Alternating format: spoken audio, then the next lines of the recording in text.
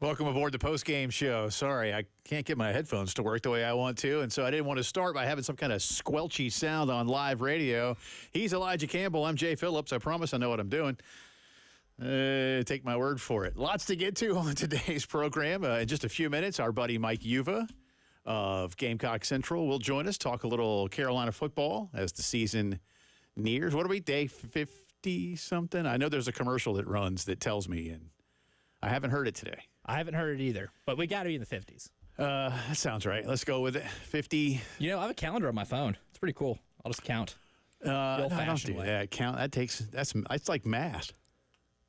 Okay, it's the easy math. I can count. I know. I know my 1, 2, 3s. What is easy math? Is there such a thing? I think it's an oxymoron, at least for people like me.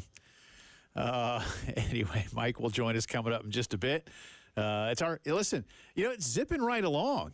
It's going to be like next week when we're actually at Media Days, but today, our fourth and final Media Days preview as South Carolina opponents Texas A&M and Kentucky. 51 on the docket. Unofficially. Thank you.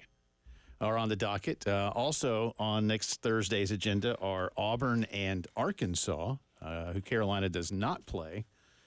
And each of those teams has some interesting storylines. And again, if you haven't tuned into the program this week, we're not necessarily previewing these schools' football seasons as much as Elijah and I have come up with, questions that will be asked of these schools and coaches and potentially some players next week in Dallas. And that's kind of what we're up to today, or this week. And we'll get into some of those things for you. Again, I will say right now, though, that Kentucky game, we've talked about it a bunch with all kinds of people. Brad Crawford mentioned it with us the other day of 24/7 Sports. I'd have to go back and look. I don't want to say that's the biggest Week 2 season opener in Carolina history, because I think that's a little too much hyperbole. Because there have been some Georgia games that were conference openers that might have had more importance simply because of the opponent. But when you look at where both Carolina and Kentucky are, as they attempt to pass one another, Carolina has beaten Kentucky now 2 times in a row after losing like 6 of 7. The loser, you will hear us say that you've already heard us say it a bunch, and we're going to continue to say it and just bang the drum. But the loser of that game does not feel good, and the winner feels fantastic. And for South Carolina, you expect certainly to beat Old Dominion to open the year. And in Week 3, you've got LSU. At worst, you're 1-1. But if you're 2-0 with that opportunity and you can beat LSU here, and that's going to be a big if, there's no question. I'm not here to say, oh, hey, they're going to go do it. But you've put yourself in a really nice spot all of a sudden to be talked about as a team that, at least in the early going, is exceeding expectation. But first things first, you'll have to beat Kentucky. And they're going to feel the exact same way about that game. The difference for them is that they're going to have it in their ballpark. That's the difference. How much does that matter? Some. But Carolina fans like to make that trip, so they'll be well represented. But it'll be interesting. But we'll get into some of the things that we think those guys will be asked. So we'll do that for you coming up in the 4 o'clock hour. Elijah later on is going to turn on his EBPI brain. That's the Elijah Basketball Power Index. It won't really be ranking any teams today, but the EBPI, along with the regular BPI and the regular net ranking and whatever the heck else they use, has a new twist that, to me, as I told Elijah, sounds like something that involves gum, but apparently it's not. Just the word bubble is what made you think gum. But I have no idea. I even told Elijah, I've seen that this is happening, but I don't know what it is. I'm going to be the old guy who's lazy. I really don't want to take the time to learn too much about what this is. I'm just going to have Elijah explain it to me and explain it to you. And hopefully, because I know he'll be able to, but hopefully we'll all be a little bit smarter about how the NCAA men's, or I guess men's and women's tournaments are going to add things in for the purposes of selection. Because I guess they think that if they do this, then no one will complain. Which is a silly premise to make any decision or change on. I don't know. Complaints are. I don't know that evergreen, anybody brother. actually said that, but I'm just saying. I figure. Well, hey, no. Listen. We added in this bubble thing, and y'all just got to realize that there are no more complaints. We now are 100% certain that we have every one of the 68 schools. Well, really, it's really just about the at-larges, right? Of which there are now 37. Yes. So we now know we have the 37, which is such a weird number. I hate that. Best. Wait, why isn't 36 anymore, teams. Jay Phillips?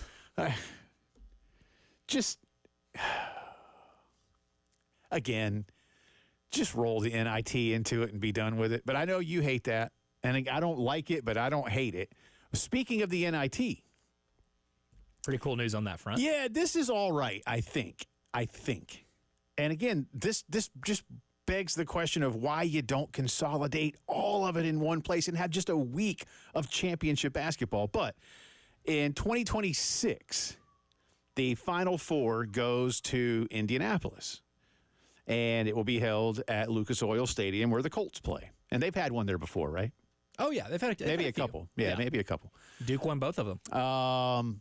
They are also going to have the D2 and D3 championships in Indianapolis the same weekend, and the NIT semis and championship all in Indianapolis. Now, only the D1 Final Four will be held in the stadium.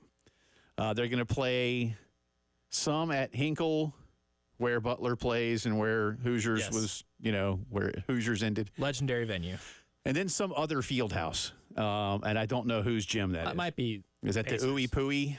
Or the is that where the Pacers play? They play it like Bankers Life Fieldhouse or something like that. I forget. That one's changed names a little bit, but I want to say that one is where the Pacers that makes play. more sense. Yeah. That makes more sense. At an NBA arena, it'd be pretty cool. That's cool. Yeah, that makes sense. I didn't know if that was some other school, because there's a lot of basketball in Indianapolis. Oh, yeah. But again, Ooey Pooey, that's IUPUI, Indiana University, Purdue University, Indianapolis. I know because a friend of mine's mom went there like a long time ago. Made the NCAA tournament in the early 2000s. That's how I learned. I believe you. Yeah. Fighting George Hills. So who also played. That's kind of cool, but again, I don't know. I just remember. I know it wasn't the NIT, but what was the tournament we had on for a minute?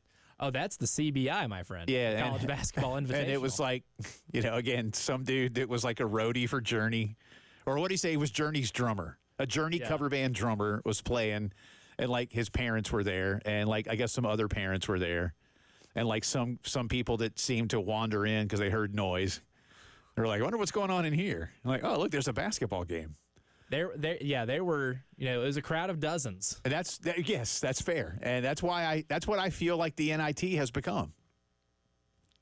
It's just, and again, I don't like that the NIT, depends on who's playing it. Well, the NIT should be, play it at the Garden. Play it. Why'd you take it from the Garden? Which is, it's just dumb. I mean, it is. And it's not that big a deal, I suppose, because it's the NIT, and I know how people around here feel about it. Even though I thought it was pretty cool that Carolina won back-to-back ones. I mean, if you're there, you may as well win. Oh, I've always said.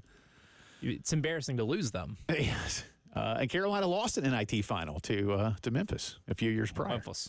Yeah. DeJuan Wagner, I think, was on that team. I think. Oh, very nice. I think. So it would have been like, what, 2000? Or 02, maybe? You might be right. This is, or maybe they went. No, now I can't remember what year Dave Odom took the Gamecocks. They lost. Washington missing the free throw. I know they lost to Memphis in the NCAA tournament. Again, was that They did. 02, 03? That was 02. That was in Kansas City. Anyway, so there you go. So there's that announcement, and we'll probably have some more on that for you in the headlines coming up in just a bit. Deion Sanders has become the latest to weigh in, wait for it, on the EA Sports college football video game. He's questioning why his son is not ranked higher. Upset about the important things, I see. Let me say again, please. It's a video game. It really doesn't matter. You know what I have to say for Deion, too? If you really care about it, which I don't mind caring about the video game, if you want your kids to be higher, don't go 5-7. Well, yeah. Don't suck. Yeah. At the end of the year. Don't lose all of your Pac-12 games. Don't be bad. Yeah. That's my advice. That helps. Yeah, winning is a big deal. I would agree with you on that. 803-404-6100 to be a part of the program today. Again, we'll have SEC Media Days coverage for you all next week as well. Elijah, Terry, and I will be live in Dallas.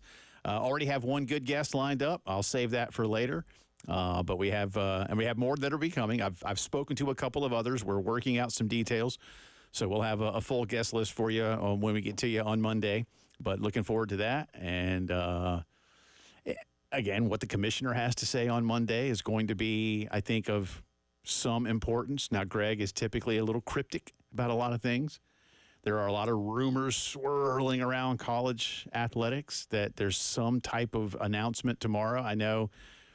I guess Ross Dellinger has walked it back a little bit, maybe, if that's the right term. I don't think Ross said anything yesterday that should have been taken as news. I think it was misconstrued. Yes, and so I don't think he has anything to walk back, really, but Ross said, hey, it does look like maybe the Big 12 has talked to Clemson and Florida State. And then people said, oh, Clemson and Florida State are going to the Big 12.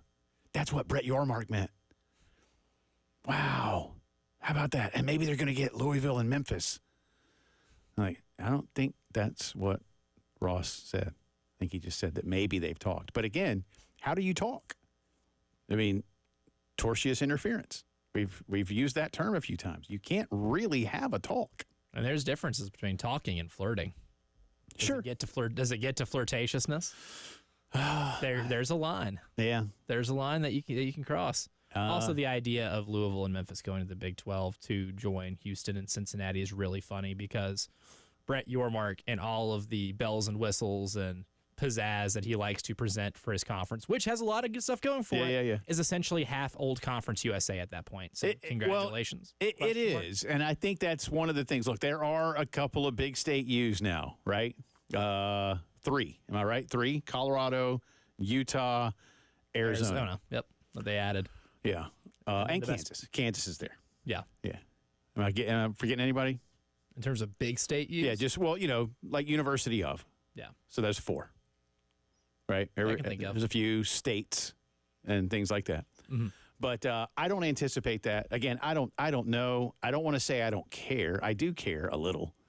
But I don't know. But I know people are freaking out, man. And we've had a couple of people on the text line this week about that too. Like, oh, just watch, it's happening. I was like, okay, I'm watching. We'll see. I make no predictions on these things. I gather information as best I can. I present it accordingly, and we'll see what happens. Mike Yuba on the other side of the break. He's had a nice couple of pieces on what the Gamecocks could be looking like. We'll get into his perception of South Carolina's depth chart. Has it really gotten more talented? What does he look at in terms of expectation for the Gamecock football program? Mike Yuva, our buddy from Gamecock Central, joins us on the other side. Be right back.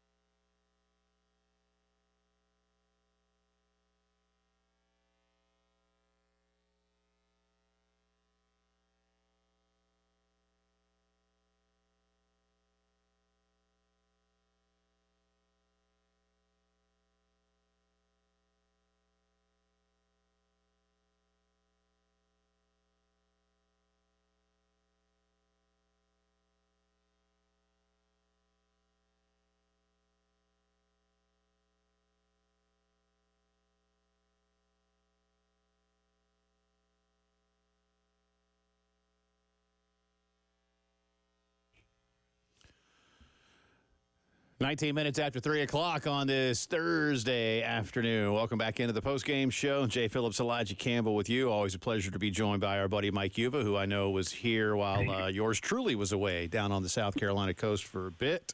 Always appreciate Mike's time. How are you, sir? I'm doing well, Jay. How you guys doing? I'm all right. It's it's like 1,000 degrees outside, but at least in here it's only 75, so I'm doing okay. Let's jump right in with limited time, Mr. Yuva. I talk a lot, and Elijah will tell you, and anybody that I've worked with for years will tell you, one of my favorite phrases for sports, but especially for Carolina football, is more good players. That's what you need if you want to be really successful. There's certainly what seems like an enhanced depth chart these days, but from your perspective, as you've talked to these young men, the guys around them, and maybe the coaches over the summer or past the spring, how much better is the depth for Carolina football going into the season? Well, I think you look at multiple positions, the depth has improved dramatically. Just look at the defensive line, and some of it has been guys you recruited from the high school ranks, but there's also been a lot of players they've been able to add from the transfer portal as well. So I think it's a 1A, 1B when we talk about the strength of this year's defense between defensive tackle and edge. And then you look at the linebacker room, because of the transfer portal, similar to what they did at running back, they flipped that room completely in comparison to what it looked like at the end of last season. So, to me, more than anything, those two levels, defensive line and linebacker, it's really strong. You look at the running back room, as I mentioned, you bring in 3 players via the transfer portal. You look at the receiver room, 50% of those scholarship wide receivers, more than half of them are new faces. And then you look at the offensive line, which I understand. Last season, you wanted to see better. Guess what? Went through a dozen different players. You don't like that excuse? Okay, well, here's the good news. Some of those 2 freshmen, 2 of them in particular, got valuable playing time last year. And on top of that, they were able to add more players with valuable experience to that mix. So the depth right now on the offensive line, if that's something you're worried about, and obviously we'll have to wait and see how it looks like from a rapport standpoint based on the 5 guys they choose, I like what the offensive line could do. And give you guys a little tease, I just did an interview with Takarion Joyner. We were talking about the offensive line. He's very excited about what the offense is going to look like and thinks they can really surprise a lot of people this year. And another position group that I feel like is deep in terms of talent, but there might be some question marks on how they fit in. We talked about this a little bit last week, was the wide receiver room. And this is one where the offense is going to look completely different from last year, and this is Dow Loggins' biggest task, is to be able to fit an offense that fits his quarterback skill set. But how do you kind of see the depth of the wide receiver room playing out, and how many guys do we expect to be able to be regularly involved in this pass game? Well, in years past, Shane Beamer has made it clear that he wants to be able to play 6 guys. They want to go into a game, and they want to have 6 guys they can count on. Now, the question with this year's team in comparison to what it's looked like the last 2 years in particular, Juice Wells was going to be heavily in the mix heading into last season. The year before that, of course, he played a big role. Well, Juice gets hurt. Xavier Legette ends up taking that role. No one expected Legette, at least outside of that building, to do the things he did last season, but he was able to fill that gap nicely. You don't have that anymore, and there's a lot of question marks in that wide receiver room. And as I mentioned, with so many new faces, I would not be shocked to see someone like Mazio Bennett come from that 6th spot potentially and compete for some serious playing time, especially as the year plays out. They have some talented players via the transfer portal. I know everyone wants to see if Nick Harbour can take that next step, being that 5-star athlete, continuing to learn that wide receiver position.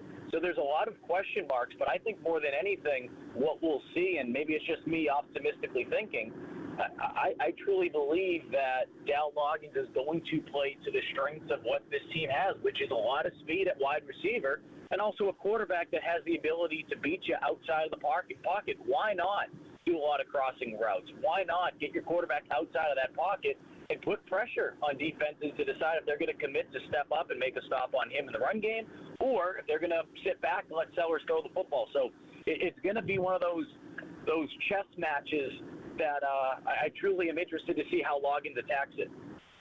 Yeah, and it's certainly, I think, music to Carolina fans' ears to hear that Dowell wants to play to the strengths of the talent on the roster relative to trying maybe, as we saw a couple of years ago, just having a system and saying, here, we're going to run these plays. Let's see what happens. That wasn't Dowell. That was the previous OC, Marcus Satterfield, at least for a bit. So there's that. Mike Uva with us, Gamecock Central, Gamecock football analyst. Let me take you back to the offensive line. One of my biggest questions throughout the course of the offseason has been why did so many of those guys get hurt last year? And I'm curious if you've learned anything more about how Shane, Dowell, Lonnie Teasley assessed that, even the strength and conditioning staff. What might they have come up with, Mike, that led them to understand the number of injuries they had? I look at it and I say it can't all be pure coincidence that these dudes got hurt the way they did. I think, unfortunately, it was more of a coincident thing than anything else, Jay. And I think that's the frustrating part because for whatever reason, it just feels like over the last couple of years, even going back to the Will Muschamp era, I remember covering that from the beginning. I got down here in 2016. It seemed like when there were injuries, it wasn't like, all right, an injury here, injury there. It seemed like the whole room got plagued. And I think that's the most frustrating part than anything is that for whatever reason, it's been like a room-to-room thing, it seems like, each year for the last couple of years. So there's no question that that's something that Shane Beamer has been paying close attention to going back towards the end of last season. And because, look, just like anything in life, but I can tell you from listening to what Shane has said and from talking to people close to the program, they're not just looking at it the way that I just explained, which is, all right, it's a coincidence. Now, may it have been? Yeah. But they're not going to be satisfied with that. They're trying to do everything they can to make sure that doesn't happen again. They're doing the little things, trying to go back, work with Luke Day, work with people outside of the program that have been doing things with USC. I mean, I know that there's a lot of players this year who have been heavily involved in Pilates, trying to work on those soft tissue muscles in ways that maybe they didn't pay attention to as much in the past. So they're not just going about it in the sense of like, all right, hey, injuries happen, like we'll just cross our fingers and hope that no one gets hurt this year. They certainly are trying to be as proactive as you can, but regardless of how proactive you are, this is a game where guys get hurt. So there needs to be some luck in there, and hopefully South Carolina will catch that luck this year.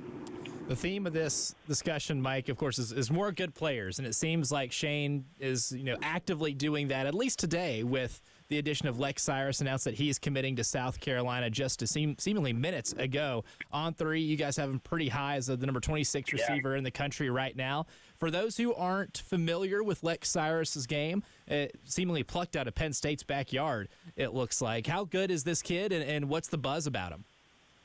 Yeah, like you mentioned, On 3 has him highly rated, which Gamecock fans will know the running joke, which means he'll probably get bumped down to being ranked 40th by tomorrow now that he's committed to South Carolina. I'm joking to those that don't understand that joke. I think the majority of you do, but I'll get one person upset at me, I'm sure. Look, he's a guy that's under 6 feet tall, and I don't think that USC is looking at guys, because I know there's a lot of guys that are under like 6'2" and 6 feet on their roster currently. I don't think that's like a thing where they're saying, all right, this is the type of wide receiver that we're going after. We're going to have a lot of shorter wide receivers.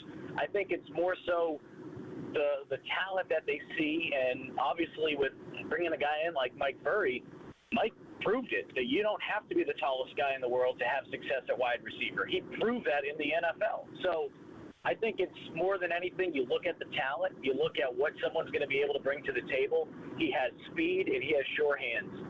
And when you combine those two things and you put him into the mix with working with a guy like Furry, man, what could be? And I know we're saying that about a lot of these wide receivers, Mazio being one of those that I talked about a little bit earlier. But again, he reminds me of a lot of what we're seeing with some of these guys they've brought in via the transfer portal and through the high school ranks with a guy like Mazio and DeBron Gatlin, guys that can catch the football and bring some speed. Mike, I got about 45 seconds for you. Whether it's your opinion or whether it's an opinion you've gleaned from conversation, what remains the biggest single concern for this football team going into the year? I would just say trying to find some consistency on both sides of the football. I know that's a really boring answer, but about, we talk about how good this defense could be this year. Well, guess what? You have to go out there and prove it. And that 3-3-5, as excited as a lot of us were to see it, and probably still are heading into this year, there's more tape on it of South Carolina playing it. So how are they going to be able to adjust to that? Offensively, you got a young quarterback, Lenora Seller, some question marks in that wide receiver room. How long will it take? Because there's going to be some type of growing pains in some shape, way, or form on the offensive side. How quickly will they be able to overcome it? Jay, I'll mention this real quickly. Being able to have 2 bye weeks, so underrated. Yeah. So underrated for this team. And the other thing, too, they've had 4 different OCs since 2019. Having the same OC for the second time in a row, again, Satterfield happened. Satterfield did some good things towards the end of the year. So the point being is I think this team, having that continuity, is also going to play a big part in also that double bye. Good stuff as always, sir. We appreciate you. We'll talk soon. All right. Appreciate you guys. That's Mike Uva, Gamecock Central. This is the Postgame Show.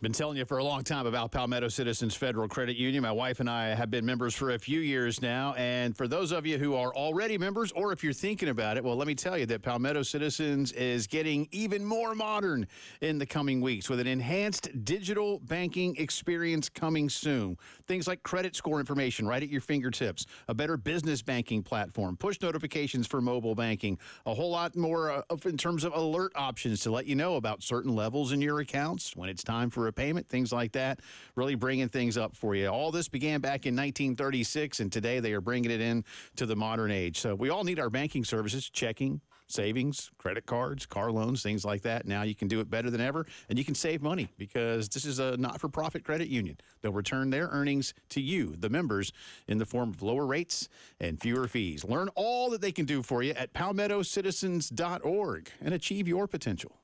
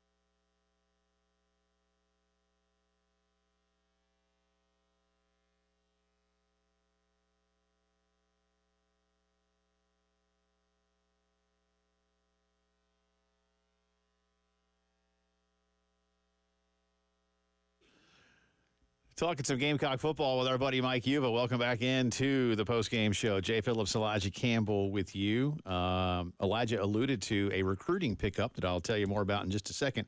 Speaking of Elijah, the Game and Hardy's teaming up to make sure that students in Richland 1 and 2 have everything they need to begin the school year on the right foot. So bring your donation of school supplies this Saturday, speaking of Richland 2, to the Hardy's at 100 Creech Road up in Blythewood. And our own Elijah Campbell will be there signing autographs, taking pictures with the kids. That's right. You can poke numbers in the EBPI. We're having all types of fun. Yeah, all that kind of stuff. I might give a speech. That's right, yes. It's just going to be about 30 seconds of rambling. That's from 2 to 4. Elijah will be out there. 100 Creech Road in Blythewood for Hardee's. And I think they're giving away like a chicken tender meal if you drop off some school supplies. And Hardee's chicken tenders are very underrated. They're good, man. That's one of the best menu items they have. It's good. They sneakily do chicken tenders really well. I agree. The only downside is that you won't be there for breakfast because those biscuits are something else. Man. They do blueberry biscuits perfectly. So there you go. Saturday afternoon, 2 to 4, out in Blythewood. Go say hey to Elijah and help out some kids in Richland 1 and 2 with school supplies. And we'll be having more of those at Hardee's all around town in the coming weeks. South Carolina football had a good pickup today. If I can go back and my interwebs will cooperate with me. His name is Lex Cyrus. He is a 5'10", 175-pound wide receiver from Susquehanna Township High School in Pennsylvania. That just sounds really nice. Susquehanna Township. He is the number 7 rated player overall in the state of Pennsylvania. I'm going to stop here for a second. That, to me, is a big deal. That's a state that's got a lot of really good talent. A lot of good talent. A top 10er in Pennsylvania? Heck yeah, sign me up. That's exciting. He is rated as the number 26 wide receiver nationally in this class. He's a 4-star, as rated by On3, and he has chosen the Gamecocks over Penn State, Auburn, Maryland, Miami Hurricanes, Oregon, Notre Dame, Texas A&M, amongst others. Wow. According to our buddy Chris Clark. That's a list, man. Yeah, he's really good. As a junior last season, 67 catches, 1,115 yards, 13 touchdowns. He was recruited by new wide receiver coach Mike Furry, who's, of course, in his first year. He is also a state champion in track and field and has run a 10:41 in the 100 meters. And, again, he's a junior. So, oh, my God. This is a pickup, man. Now, and I mean this, I say this all the time, so this is not the first time, nor will it be the last. Now you got to hold on to him until December when he can sign. Because commitments aren't final. I mean, nobody stops. Hold on to him. Nobody stops. Hold on to him. And as you guys mentioned when you were talking with Mike a second ago about him, you basically took him out of James Franklin's backyard there, and you did. But good for you. This is probably someone who absolutely wants to play in the Southeastern Conference.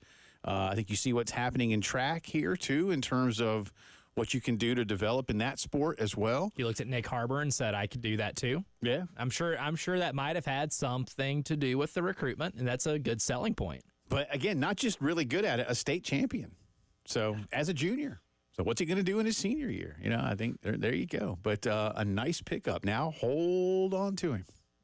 Penn State, according to On3's RPM, which is their recruiting prediction machine. The prediction machine, man. That thing's awesome. Penn State was 94.3% to land him. Wow. South Carolina was 2.4%. Wow. Was Carolina at least in second place? It looks like it, because it looks like the next one below that is Maryland Terrapins at less than 1% and Rutgers at less than 1%. Yeah. Yeah, again, hold on. Keep them. Yeah, hold on.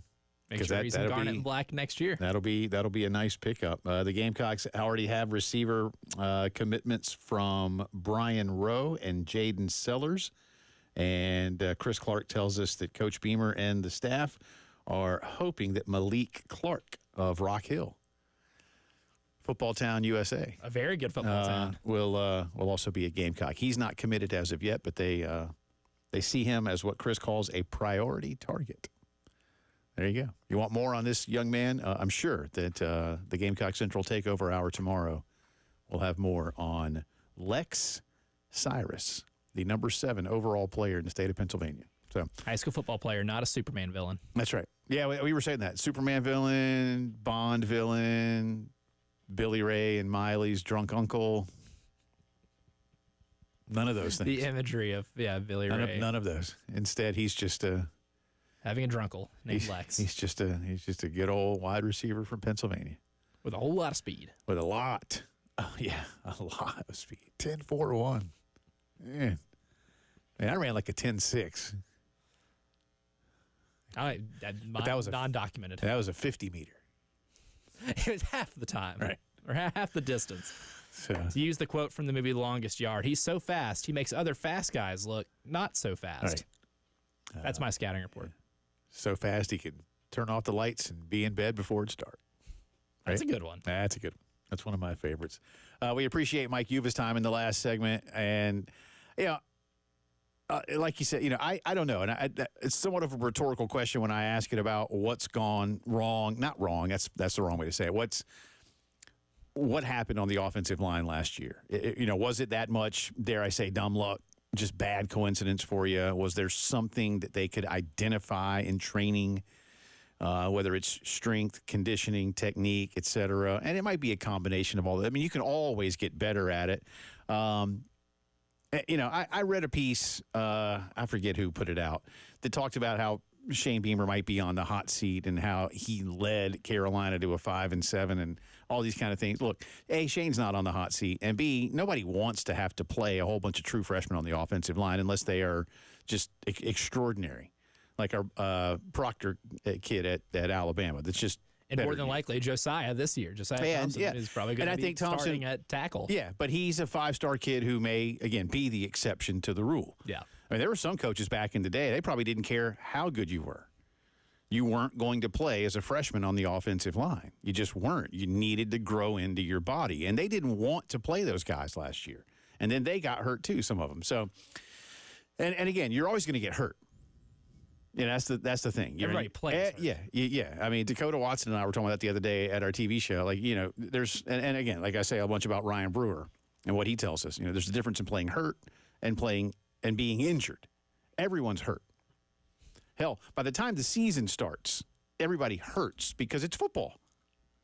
Yeah. I mean, it's just you hurt. It's a constant state of pain. It's a violent sport that involves large men running into large men 60 or 70 times a game. That's the nature of the beast. So everybody hurts. And that's a song from somebody. Sometime. Yeah. Who sings that? That's REM. That is an REM song. I should know that. Oh, man, my wife is going to be screaming at me when she hears about that. I do that. Yeah, I can hear Michael Stipe now. But that's the thing. How much did they learn about themselves? And what does that line look like? We talked about it the other day. The trenches, again, duh. But that's just got if that can improve, and you had some of the numbers, if that can improve into the middle of the Southeastern Conference in terms of the production, how those things are measured, especially the PFF type numbers, just into the middle of the conference, I think South Carolina wins 2 or 3 more football games. Now, you'd like to win even more than that, but if you can win 3 more than you did last year, you're probably going back to a pretty good New Year's Day type bowl, or at least somewhere very close to it. And you're collecting some really good wins. Yeah. Like, that's the thing. Not only you get to have the feather in your cap of going back to a bowl game, but you can potentially have some program what's the word, enhancing wins. Like, if you were able to hold on and beat LSU here, a win against LSU, even if LSU is like 8-4, it's beating LSU, and that's a win that you can hang your hat on as a program to show that you're moving forward a little bit. You're going to have to beat some teams you're not supposed to beat. And if you're able to knock off a couple of those and get into a bowl game because of it, I think you feel a whole lot better about the program's trajectory. And you'd like to change the narrative from teams you're not supposed to beat to at least games that are toss-ups. Yes. Right? And that's part of the narrative as well. More football talk coming up in the 4 o'clock hour as we get you ready for media days. But let me ask you a question, and we'll talk about it on the other side of the break. What were you doing the week prior to your 17th birthday. Somebody's doing some big things. We'll talk about it on the other side.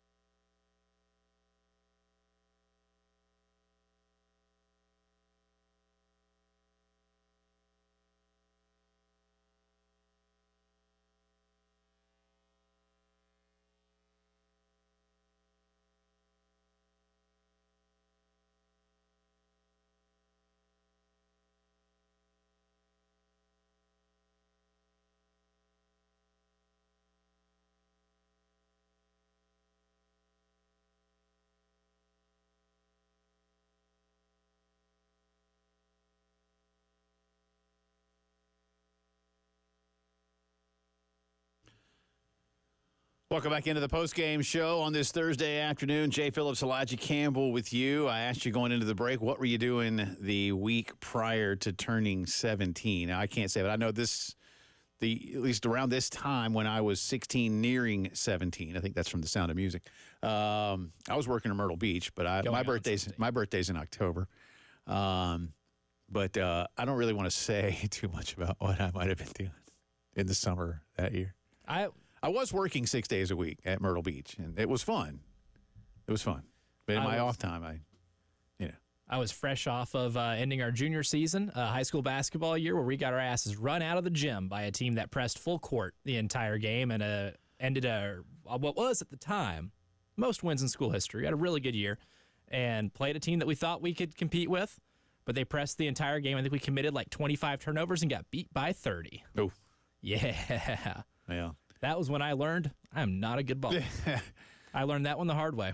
Speaking of humiliated. Well, and speaking of basketball, and this isn't who we're talking about, but a lot has been made in this country in the last couple of weeks about Cooper Flagg and the way he played against Team USA in a little showcase, I guess, and just kind of their tune-ups. But he can handle the ball. He was lighting it up. And I lamented the other day the fact that he, because of the NBA's rules, will not be allowed to join the professional ranks right away, even though it certainly looks as if he could play with those dudes. And that brings me to the story that we have here today. Those of you who have been following the European Championships already know the name. But if you have not, Spain has a kid named Lamine Yamal. He will turn 17 on Saturday.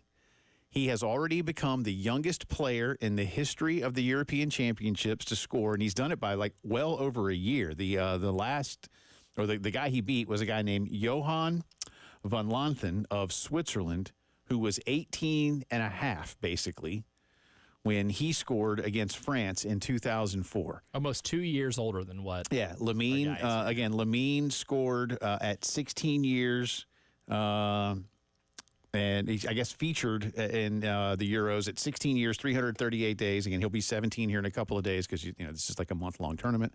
But he became the youngest to score. He also has 3 assists.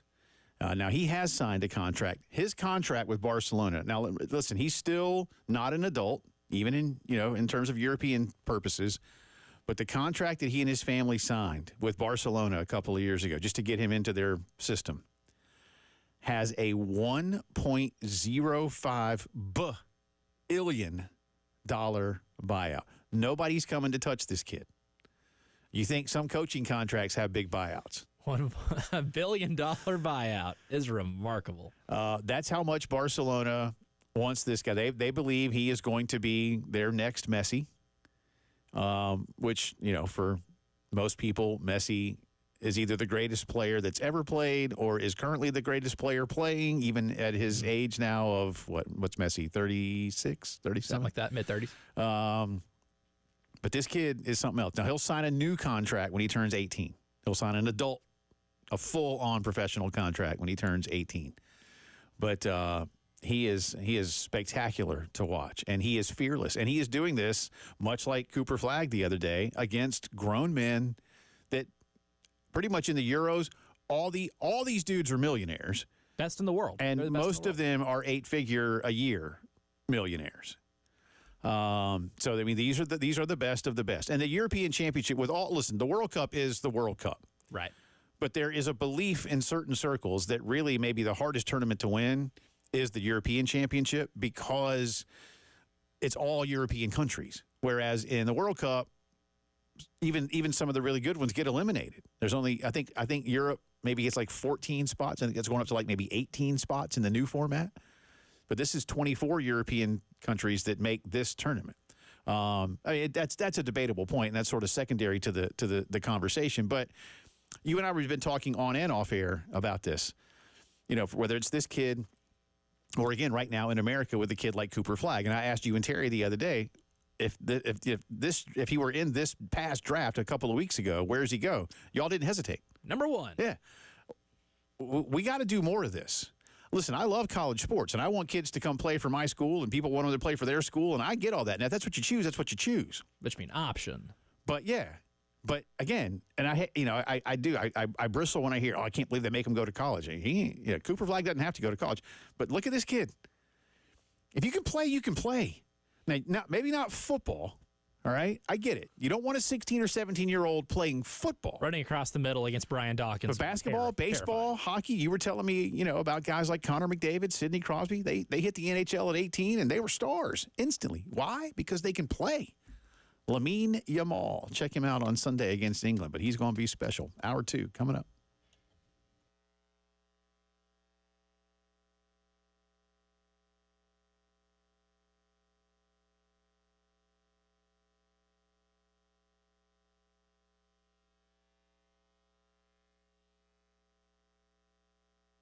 Integrated media is, they're the best at what they do. I don't know how else to say it. And when people ask me, Jay, do you really believe that? Do you have their stuff at your house, or are you just paid to talk about them? No. My life has been changed for the better because of integrated media and what they have done at my house. My kids feel that way. My wife feels that way. And when they do things in your house, you will feel that way. The latest in home theater technology. You may have a cool home theater set up right now and you want to upgrade to today's TV's sound system. You may be starting from the ground up, building or remodeling. Great time to get integrated media into the house. Or you may want an outdoor system so you can enjoy the beautiful fall weather when football season rolls around and catch the big game out there. Whatever it might be, they are the best at it. But you need to get ahead of the football rush. 803-948-8327. Get that home theater of your dreams turned into reality with my friends at Integrated Media.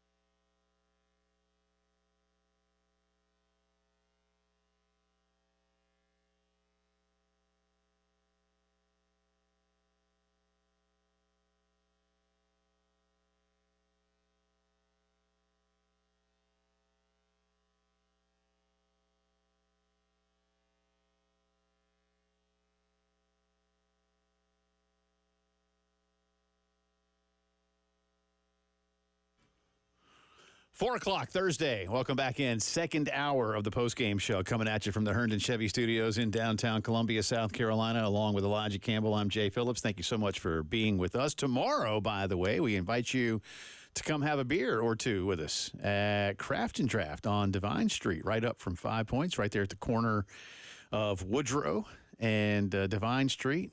Very easy to find. And those of you who live in the Shandon or Rosewood area, Heathwood area, you know where it is. If you went to Carolina, you know where it is. And if you don't know where it is, I just told you. It's at the corner of Divine and Woodrow.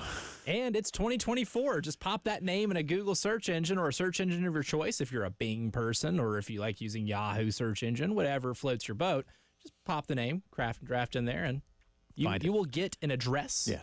Just make sure you get to the one on Divine Street. Yes. Because there is a Craft and Draft in the Irmo, Chapin area. We will not be at that one. We won't be at that one. No. It's a fine location. Just not where we will be. It's not where we will be. But if you want to go there and have a beer, I mean, that's fine. But Highly encouraged. Yeah, but we'd rather you come see us. It's part of the craft beer card. And then Saturday, Craft and Draft has a big old party going on. They're shutting down the street, man. Sounds fun to me. That's a party. That sounds pretty fun to me. I'm in. Yeah. Say less. Yeah. I'm in. How you doing? Good to see you. So come see us tomorrow, 3 to 6. Got a couple of guests on tomorrow's program. Help me out. The guy, Mike Griffin. He is not able to. Oh, he's not going to be able to do Yeah. it. Meant to tell you that. That's okay. Live radio. Yeah. We were going to talk a little Texas football, but he's got to text him back. He's got dad duty, right? He does. He's taking his 16-year-old son to take his driving test. Oh, that's tomorrow. That. You know what? Seriously. So I knew you told me that he might have a dad thing, but we were going to try. Yeah. Okay, so yeah. Well, that's more important. I told him best of luck.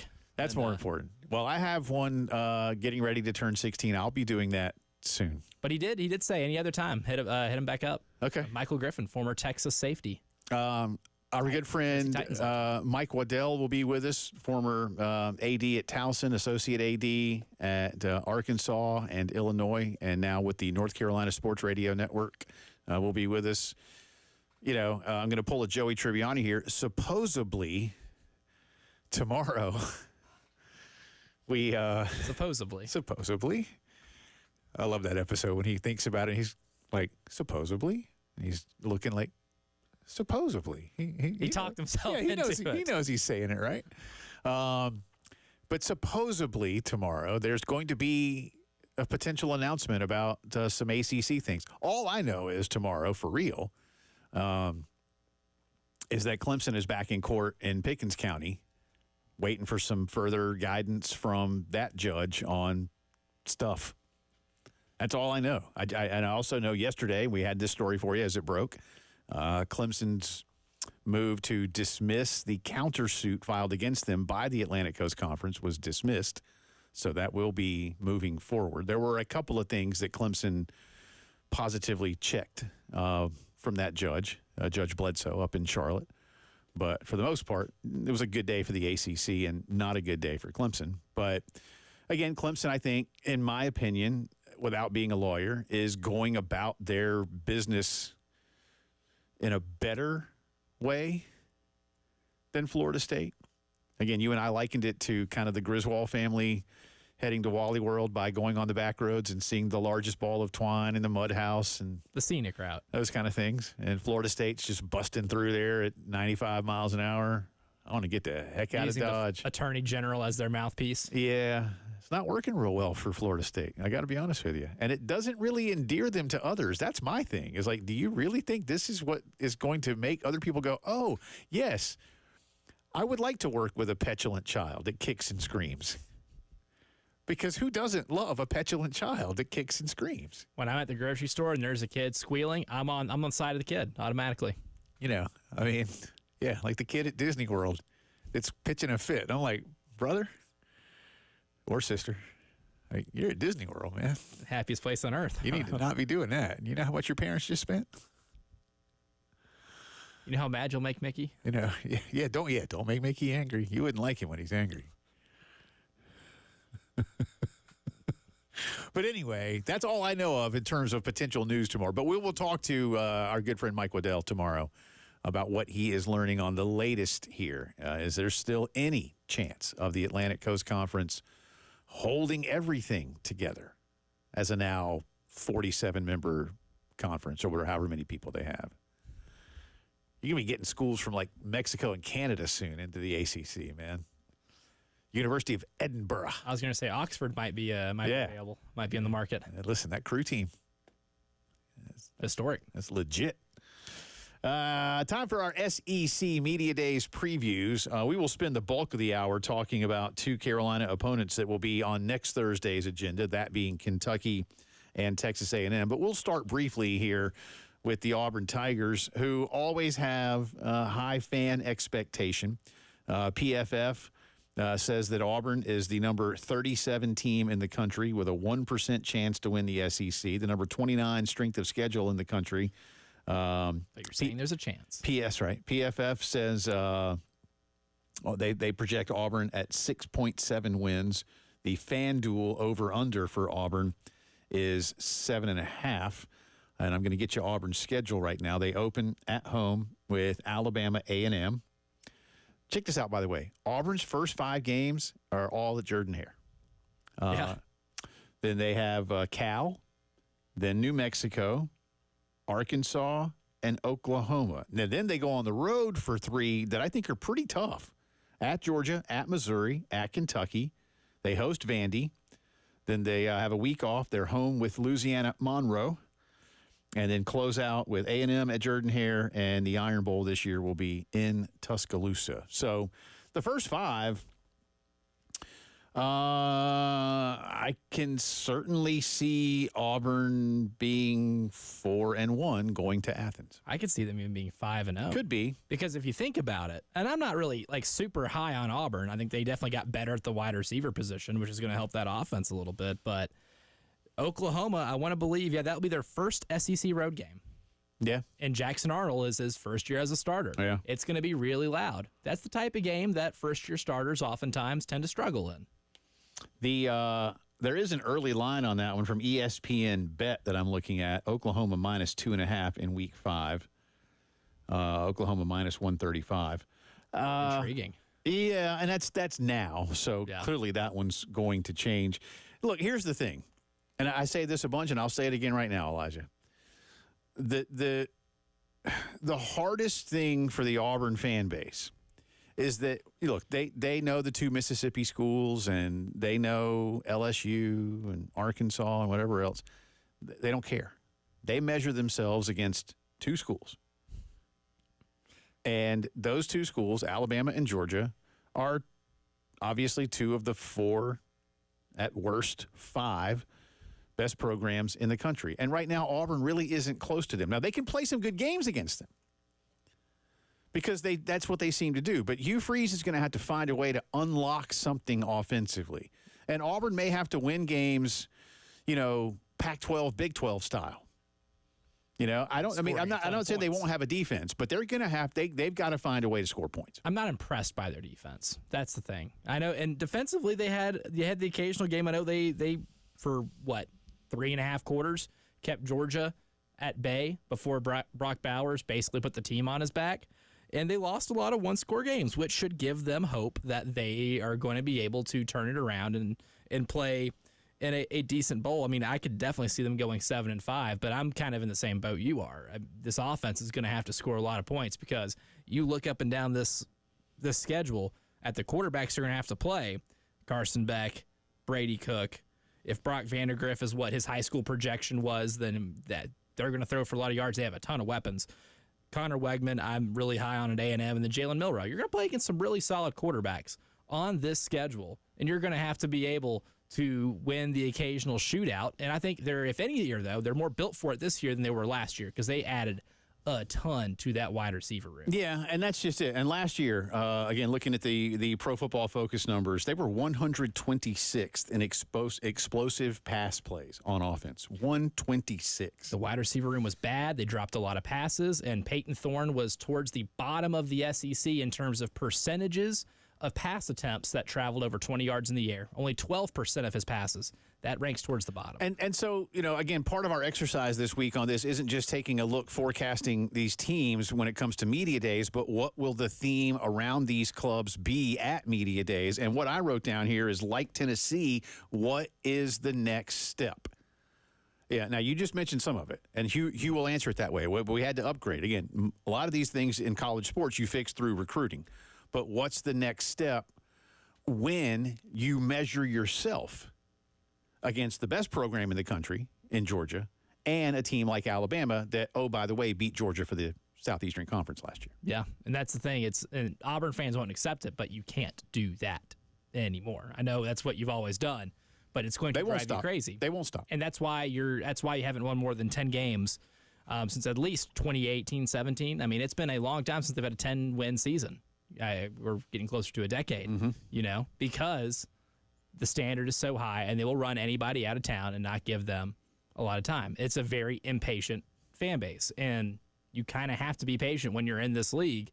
If you're really high on Hugh Freeze, don't get mad if he goes 7-5 this year, because it might take another year or two to be able to compete. I know the transfer portal makes you older and better more automatically, but there's still some question marks on this Auburn team that will ultimately prevent them from doing what they want, of going like 10-2 or beating Alabama or beating Georgia. I don't see any of that happening, especially when you have to go at Georgia and at Alabama this year. If they're to the point you made earlier, if they are 5-0 on that opening homestand, which would include a win over Oklahoma, then they'd also be 2-0 in conference play at that point.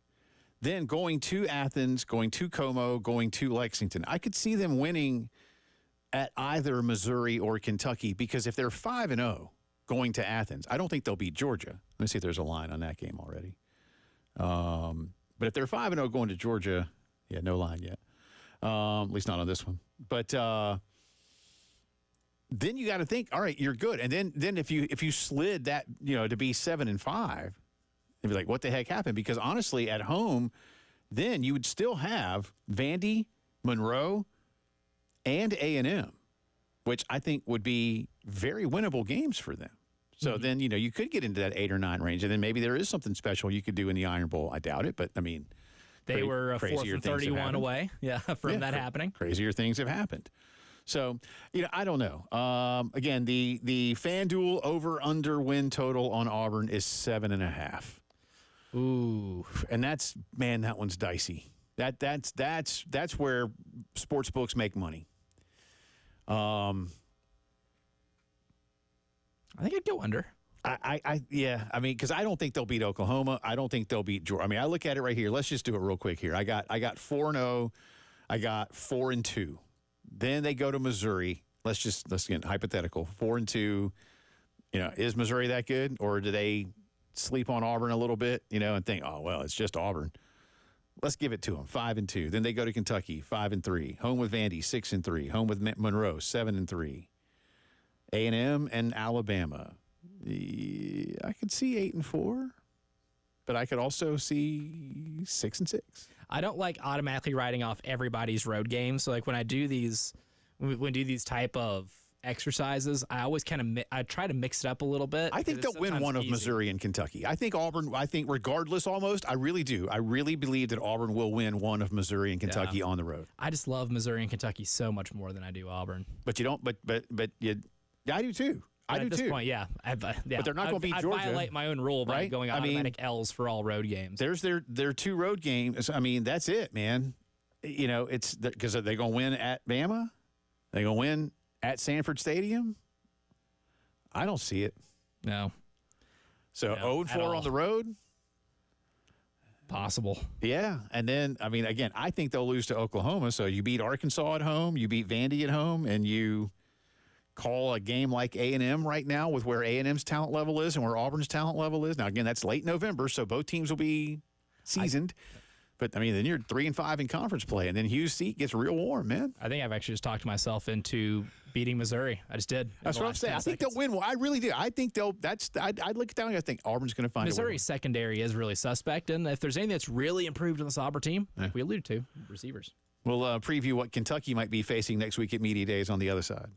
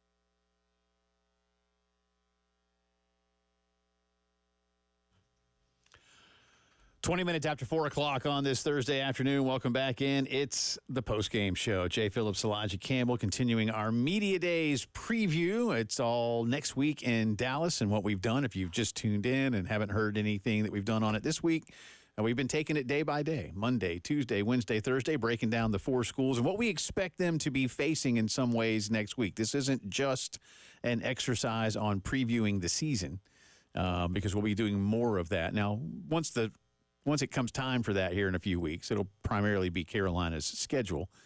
Obviously, they only play 8 of these 16 schools. Well, 8 of the 15 because you're one. So there's that.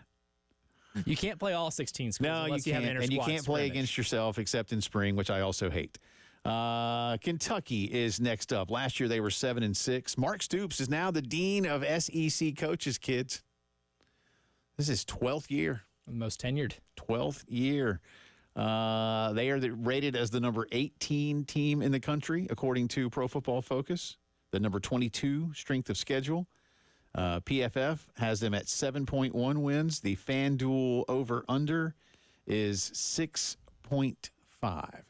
And I'll pull up their schedule here in just a second. You know, once again, there's a lot of change on offense. That's been sort of dare I say, Elijah, a moderately successful revolving door. And that's kind of where I'll start. I wrote down on my notes here, another new offense, but same expectations. And to his and their credit, it works for them. Now, again, last year, I think at 6-6 was a disappointment relative to where Kentucky has been. It's fine for the Gamecocks and their fans. You know, again, Carolina now has 2 wins in a row over Kentucky, and you need to continue that streak. You need to finally beat Missouri. But for UK, I think the Vandegrift pickup out of Georgia is going to be good for them. I mean, this kid, you know, look, Georgia just over-recruits. They have an embarrassment of riches in every position. And that's a positive, you know, but they do. And, you know, we've said it even for a bunch of the 4-star kids that were here in Columbia. You want to play. Maybe you're not going to play at the next level, but you just want to play. Go to where you'll play. You know, and some guys don't mind. Some guys are perfectly fine. Maybe some of these guys, you know, the Mark Ricks of the world, people might forget that Mark Rick backed up a dude named Jim Kelly when he was at Miami. And it worked out okay for Mark and for Jim. But Mark maybe knew back then, well, I'm good. Plus, he was from down that way, so mom and dad could see him on a regular basis. But, again, it works. So that'll be the thing. Like, hey, I might even find a way to ask, hey, Coach Stoops, why does it keep working for you? You know, why does such constant change on offense continue to produce some dudes that have made it to the next level? That's one of the things to look at. Absolutely. And if you look at Brock Vandegrift going into this year, the one thing that they have going for them is they have a lot of returners on the offensive line, which that's what the Mark Stoops, Hayden Fry coaching tree, you know, offense establishment. You're going to have a really good offensive line who can run block really well. They pick up really well in the portal, and the weapons around him are really solid. They got the backup running back from Ohio State, Chip Tranum. They've got a bunch of weapons on the outside. Dane Key and Berrien Brown are about as good of a wide receiver duo as you could possibly have in this conference right now. And if Brock Vandegrift lives up to what his high school profile was, then this team can win 8 games. They could even win 9. They could be a real sleeper to contend in the SEC towards maybe getting in the top 5. When we asked, you know, a question, our poll question today at 107.5 The Game on Twitter mentioned, you know, which of these teams that is projected to be outside the top 8 in the SEC has the best chance of maybe cracking into the top 5. And I voted Texas A&M over Kentucky only slightly, but Kentucky I think has a legit chance if they're able to win a couple of these toss-up games, because they have like 3 or 4 of them, to be able to crack into maybe the top 5 of the SEC, because this offense can be really, really good. Let's go over that schedule. Like South Carolina, they have to jump right into it. And their first 3, you know, these are all intriguing. They're all at home, which is nice. Southern Miss, they're favored to win that one. Then Carolina, it's a 3:30 game in Lexington. Remember, that'll be the first official conference game with the new television deal on ABC. Then they've got Georgia in week 3. Then Ohio. So their first 4 at home. That's encouraging. I expect them to be either 3-1 or 2-2 in those 4, but we'll see. Then they go to Mississippi, host Vanderbilt, at Florida, host Auburn, at Tennessee, host Murray State, at Texas, and they close out, obviously, with in-state rival Louisville, which I have absolutely no idea as to what Louisville's going to be this year. They lost a lot. Yeah, Louisville lost a whole lot. But I expect Kentucky to Lamar Jackson beat still at Louisville? No, Brian Brom's not either, I'm afraid. That's too bad. Not that I know of. Maybe Jack Plummer's still there for like his 10th Johnny Unitas still availability. have any eligibility? Maybe not. He might have run out. He was pretty good. Well, I don't know if he took his COVID year. Oh, good point. You never know. Well, Lamar didn't take his either. That's true. There's a lot of guys that didn't. You can get him back for one more year, baby. That quarterback looks a lot like Lamar. For one more year. But I like this Kentucky team to take Louisville pretty well, but it's. But they, again, you host Georgia. You're not, but you go to Mississippi. You go to Tennessee. You have to play Georgia and Texas. You go to Texas. Tough. Yeah.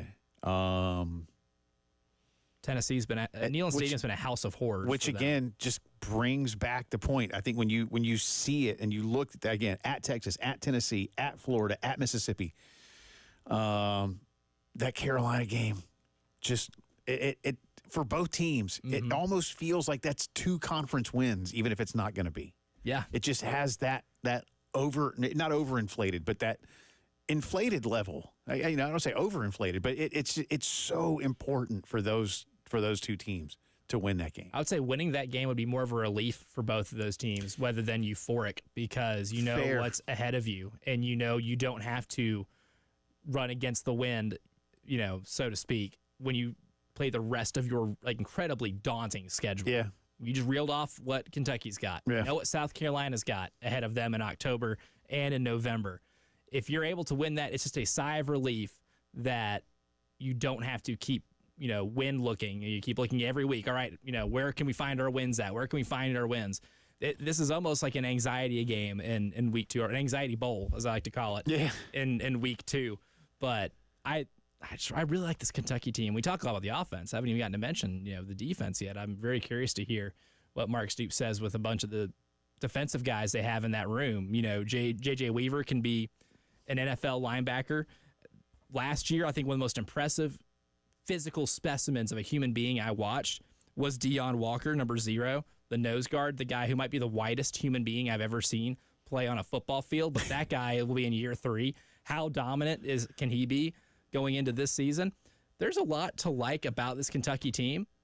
The secondary is pretty depleted, but are they going to be able to take the next step on the defensive side of the ball? I still remember Pork Chop Womack from Mississippi State, man. That is not a real name. He might be the widest. He did say Mississippi State. Pro football, man. Back in the 90s and early 2000s, those dudes they couldn't move, but you couldn't move them. Joe Lee Dunn's defenses. Both lines. On both lines. It was crazy. Kentucky, according to Pro Football Focus, does, to your point, have the number 3 rated linebacker unit in the country. It's nasty. And defensive line. They're so good at defensive line and linebackers that I have a hard time, given what they have on offense too, not seeing them win at least 7 games. Also, according to PFF, as you mentioned too, 4 starters back on the O-line, but that unit last season finished 97th. Ugh. So, like South Carolina, a lot of room for improvement with kids that got time. Yep. So there's some similarities. An interesting Venn diagram for South Carolina and Kentucky. But let's say, just for the sake of the discussion, Carolina fans, don't get mad at me. I'm just doing this hypothetically. Let's say you beat Carolina, you're 2-0, Georgia 2-1, Ohio 3-1, Mississippi 3-2, Vandy 4-2 at Florida. That's a toss-up. Excuse me. 4-3. Let's say 4-3. You go to the Swamp. It's tough. Home with Auburn. 5-3. Home field's advantage. At Tennessee, 5-4. Home with Murray State, 6-4. At Texas, 6-5. Mm-hmm. Louisville, you should beat. Yeah, 7-5 seems correct. Yeah, and again, what was it? Let me make sure I got it right here. FanDuel over/under win total 6.5. So don't beat South Carolina. You're looking at 6-6 or worse, and South Carolina can definitely win that game. Absolutely. But I'm just saying, let's just say for the sake of the discussion what you're looking at. So okay, that's easy math on the other side. Oh, I got to get out of here. All right, be right back talking about A&M.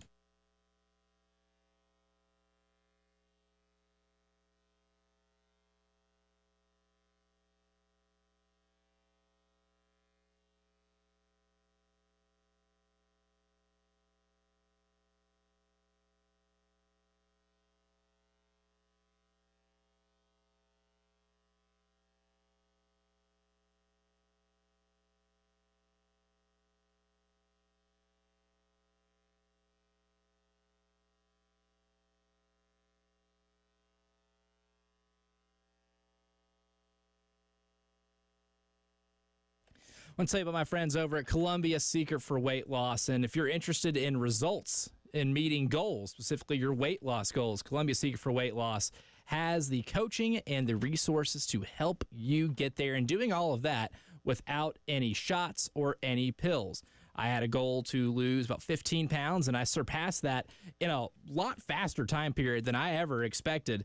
And if you have the same intrigue, you're still interested in learning the secret of losing up to 1 pound of unhealthy fat per day and starting your own success story like myself, while also sleeping better, living better, and creating sustainable living habits that will last you and not only help you lose the weight, but keep it off as well. Paul, Grant, and Shaylin are fantastic over at Columbia Secret for Weight Loss and helping you establish those habits. If that interests you, give them a call, 803-824-4210. Again, 803-824-4210 or ColumbiaSecretForWeightLoss.com. Results may vary.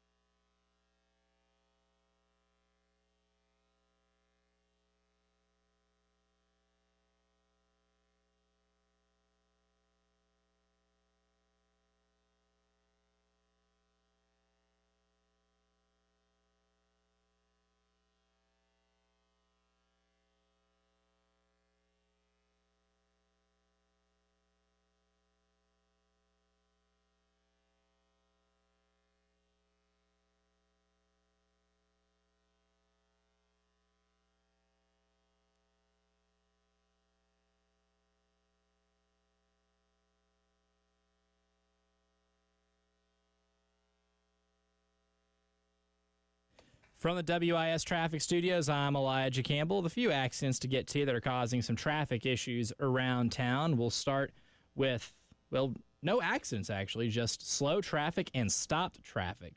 Over on 26 eastbound between Columbia Avenue near exit 91 and Broad River Road at exit 97, traffic is stopped completely for an undisclosed reason, and traffic is moving significantly slowly over on 20 westbound, it looks like, between Fairfield Road and exit 70 and Broad River Road near exit 65.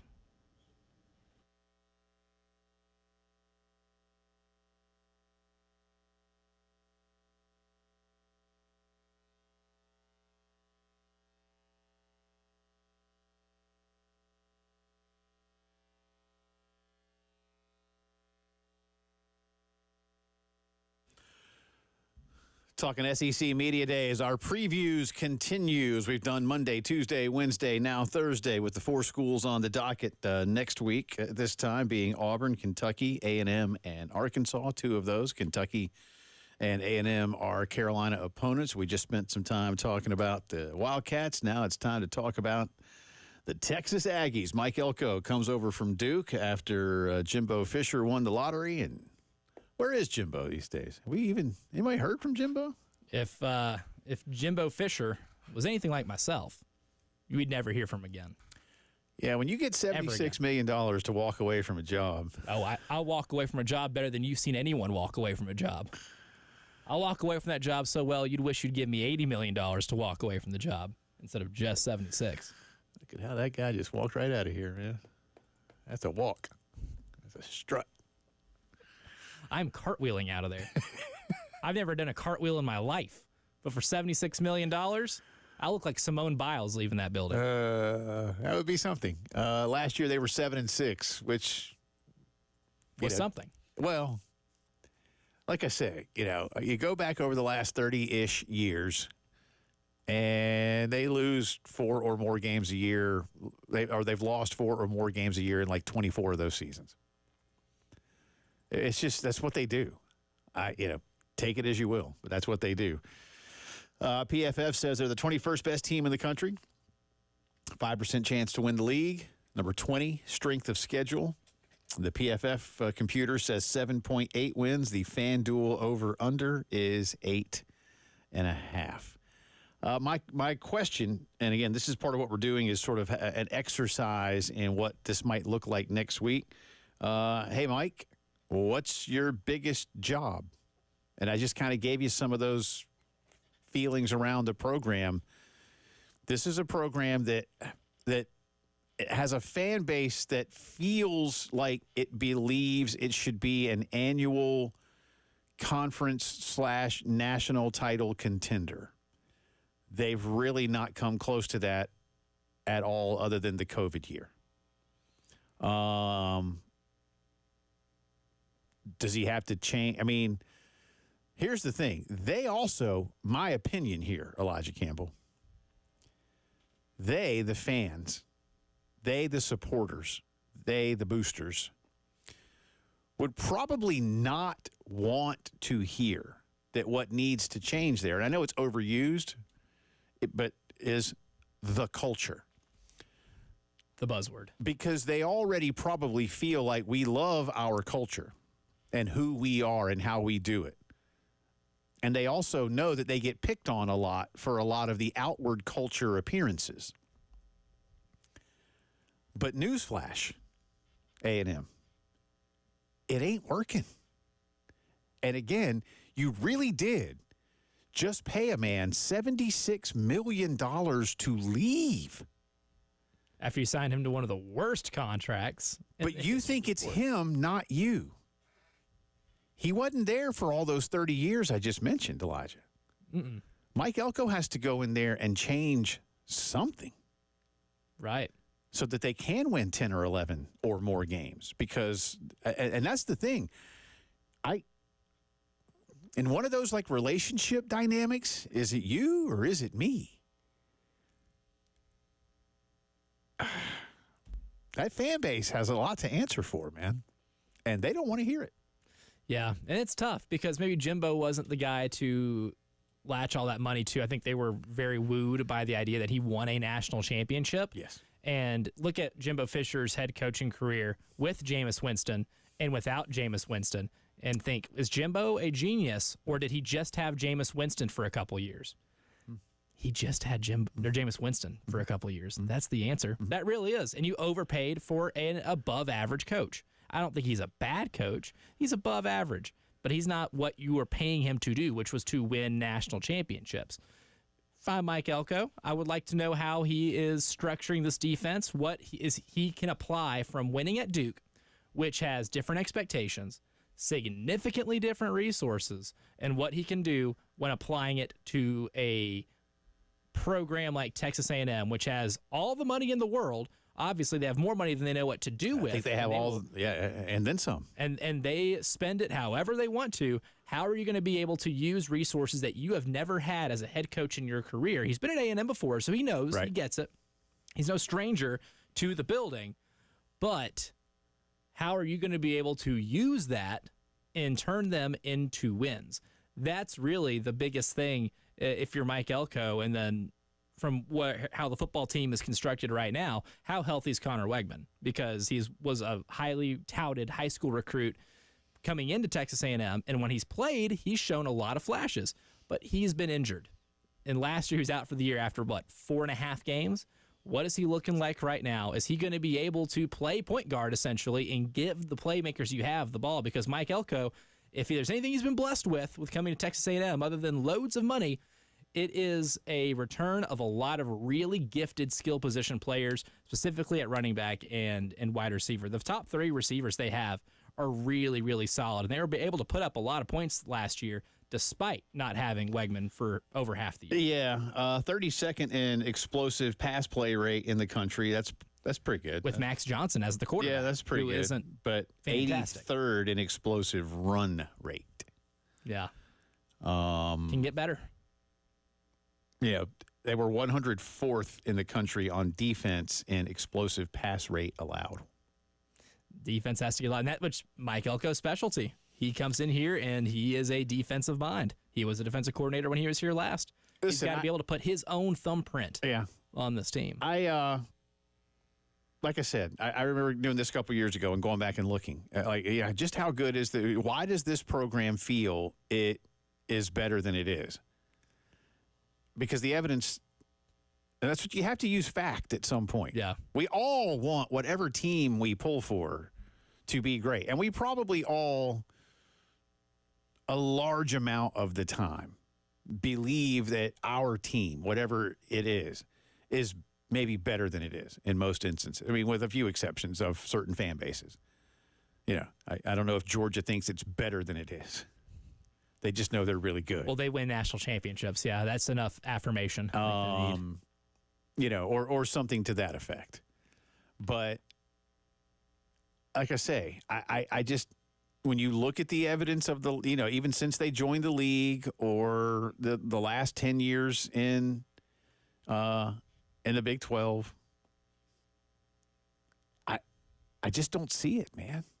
Again, a flash here or there. But when your best year in the SEC has been the COVID year, take that as you will. Everybody played under the same basic parameters, 10 games in conference in mostly empty stadiums. It's just proven that it hasn't been a predictor of future success. The last 2 years, by the way, 11-11. Average. Yeah. I mean, that's just so, like I say, for Elko, the football part of the equation is one thing, but what else is there to fix? I don't think it's. I don't think it can solely be about the football. Maybe I'm wrong. Maybe he's the guy that just comes in, and just says to the fans, "Just leave me alone." And all. But see, they can't do that either. They're going to have to. They're going to have to let him cook a little bit. Yeah. Because you hired, I think they made the right hire in hiring a good football coach. Yes. Because I think a lot of it probably has been football. Because look at the last 2 coaches, Kevin Sumlin and Jimbo Fisher. You got the exact same results out of both men. What did those guys do once they left and before they got there? Kevin Sumlin left, went to Arizona, didn't turn out really well. Arizona gets Jed Fish. Fish builds them up into a really solid team, and they're able to go. They are. Fish just went to Washington, right? Yeah, he's at Washington now. Yeah, he got an upgrade. But they're just hiring the wrong coaches. Yeah. I think that's the biggest thing. They've hired the wrong coaches, and they hire for the wrong reasons. Could be. We'll conclude our Thursday SEC Media Day preview with maybe the guy who has the probably second hottest seat in the conference. Looking at the Arkansas Razorbacks coming up.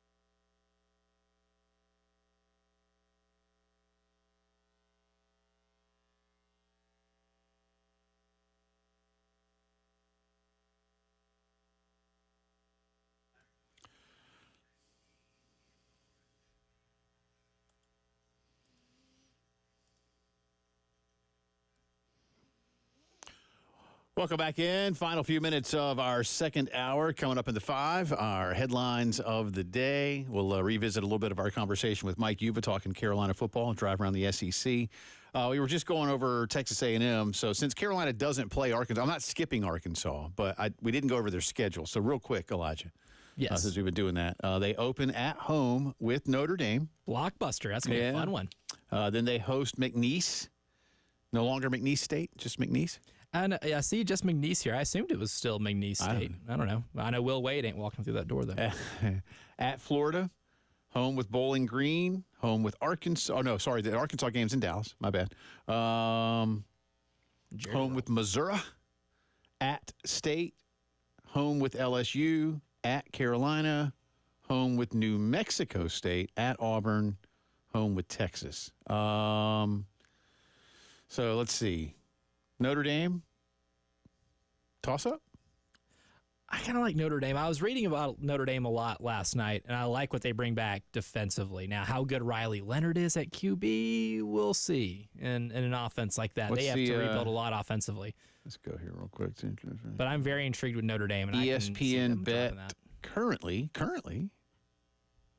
is A&M -1. So, yeah, toss-up. It's basically a pick 'em. Over under 49. Because you can't win by less than 1. No, I guess you can't. No. Interesting.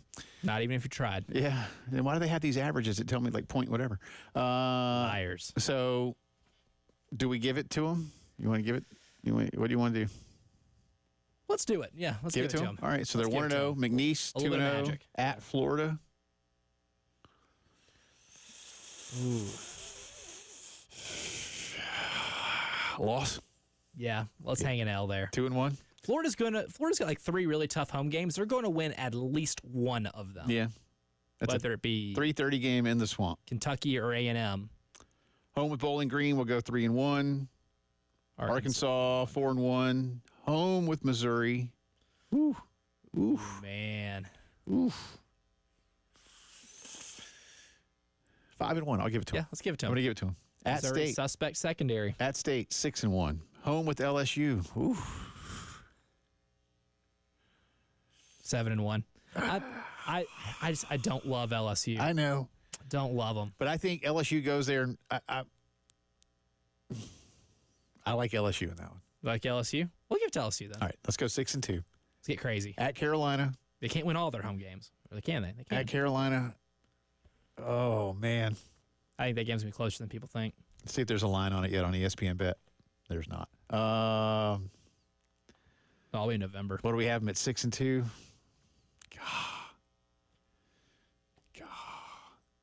And they've been coming off a loss in this scenario. I hate to say it, Carolina fans. History tells me Carolina doesn't win this game. Yeah. You've only beaten them once since they joined the league, which is crazy. Considering you play them every year. Yeah, I'll give it. All right, so history's going to I hate to do it. All right, so 7-2. New Mexico State 8-2 at Auburn, and then home with Texas. I see 8-4 for there. It's either 8-4 or 10-2. There's a range. I think the range is 8-4 to 10-2. And anything below 8-4 would be a little disappointing, considering they do have some real talent on that team. Yeah. We'll see. I don't know. And again, the Carolina game, that could be a toss-up. Carolina needs to be – I keep saying, want to know how good Carolina's doing or how this, that, or the other? Ask me around Halloween. Well, guess what? That's the first game after Halloween. That's how we'll know. So our attitude about A&M and South Carolina will really could absolutely be different than the thought exercise we just had. Yeah. I mean, but again, in July, history is a guide. South Carolina doesn't win that game. And that's what I'm going to base that on for now. That's fair. Yeah, for now. Finally, real quick, again, Sam Pittman in Arkansas, 4-8 last season. Bobby Petrino comes in. That's the question. Is Petrino really the answer? That's next week's question to Sam Pittman. Why do you believe Bobby bleeping Petrino? I wouldn't ask it that way, but why is Bobby Petrino the answer? Because that's just it's a desperation move, and they are desperate. They are incredibly desperate. So you have to own the fact that you're desperate, right? Pretty much. And here's the thing. My question for Sam Pittman is, how do you recreate the magic at 21 where they won 9 games and were underdogs in 8 of their games that year? If you just took Vegas lines, they should have been 4-8. They end up winning 9 games, and we're winning games they were not supposed to win. How do you conjure up that magic? Because you're going to have the exact same scenario this year. You're going to be underdogs almost in every game, maybe even at Mississippi State. There's a really good chance you're underdogs there, because if they lose that game, his ass is grass. In the Premier League, when a coach gets fired midseason, there's something called the new coach bump, and it usually works for a few games. And then you realize, oh, the roster we have is the roster we have, and then it slides back. Maybe he was the new coach bump a couple of years ago, and now you realize, it could be. Hour 3 coming up.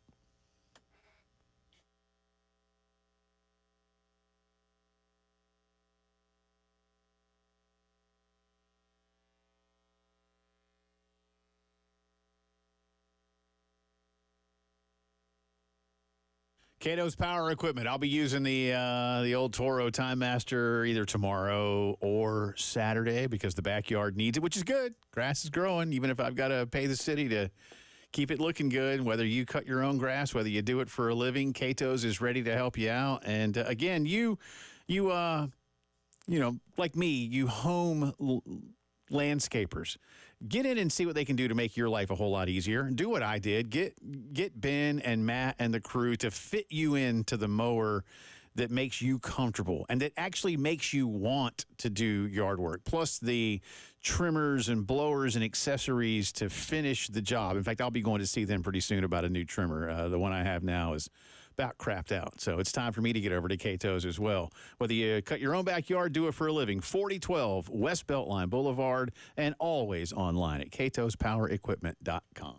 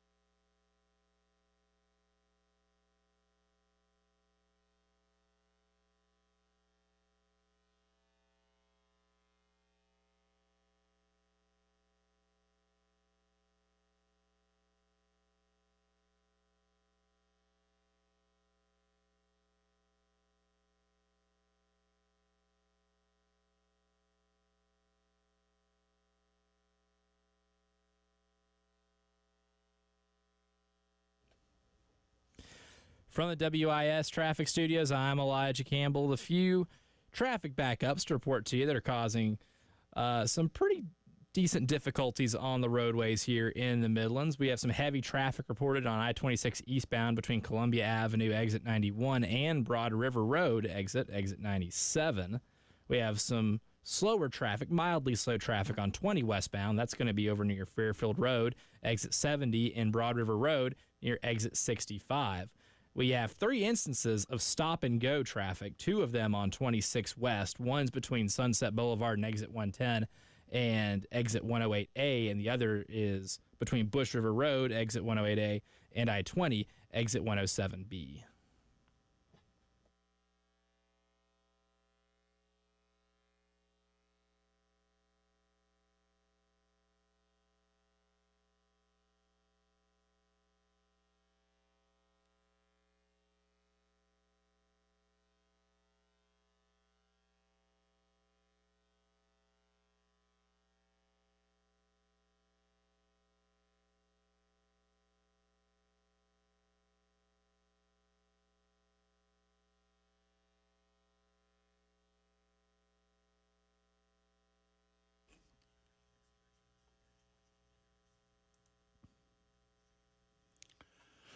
It is 5 o'clock news time on this Thursday. Welcome back in. It's also the final hour of the Postgame Show. Along with Elijah Campbell, I'm Jay Phillips. We start with some Gamecock recruiting news, and it's a big announcement today. 4-star wide receiver Lex Cyrus of Susquehanna Township, Pennsylvania, committed to South Carolina today. He is 5'10", 175 pounds. Last season, very productive for his high school with 67 catches for 1,115 yards. 13 touchdowns. He is also a state champion in track and field. He's run a 10.41 in the 100-meter, amongst many other accolades in his track and football career. So this is a big pickup. Again, he's from Pennsylvania. He's the number 7 overall player in the 25 class from Pennsylvania. He's the number 26 wide receiver in America. And he chose the Gamecocks over a rather impressive list that includes home state Penn State, plus nearby Maryland, Auburn, Miami, Oregon, Notre Dame, Texas A&M, amongst others, according to our buddy Chris Clark.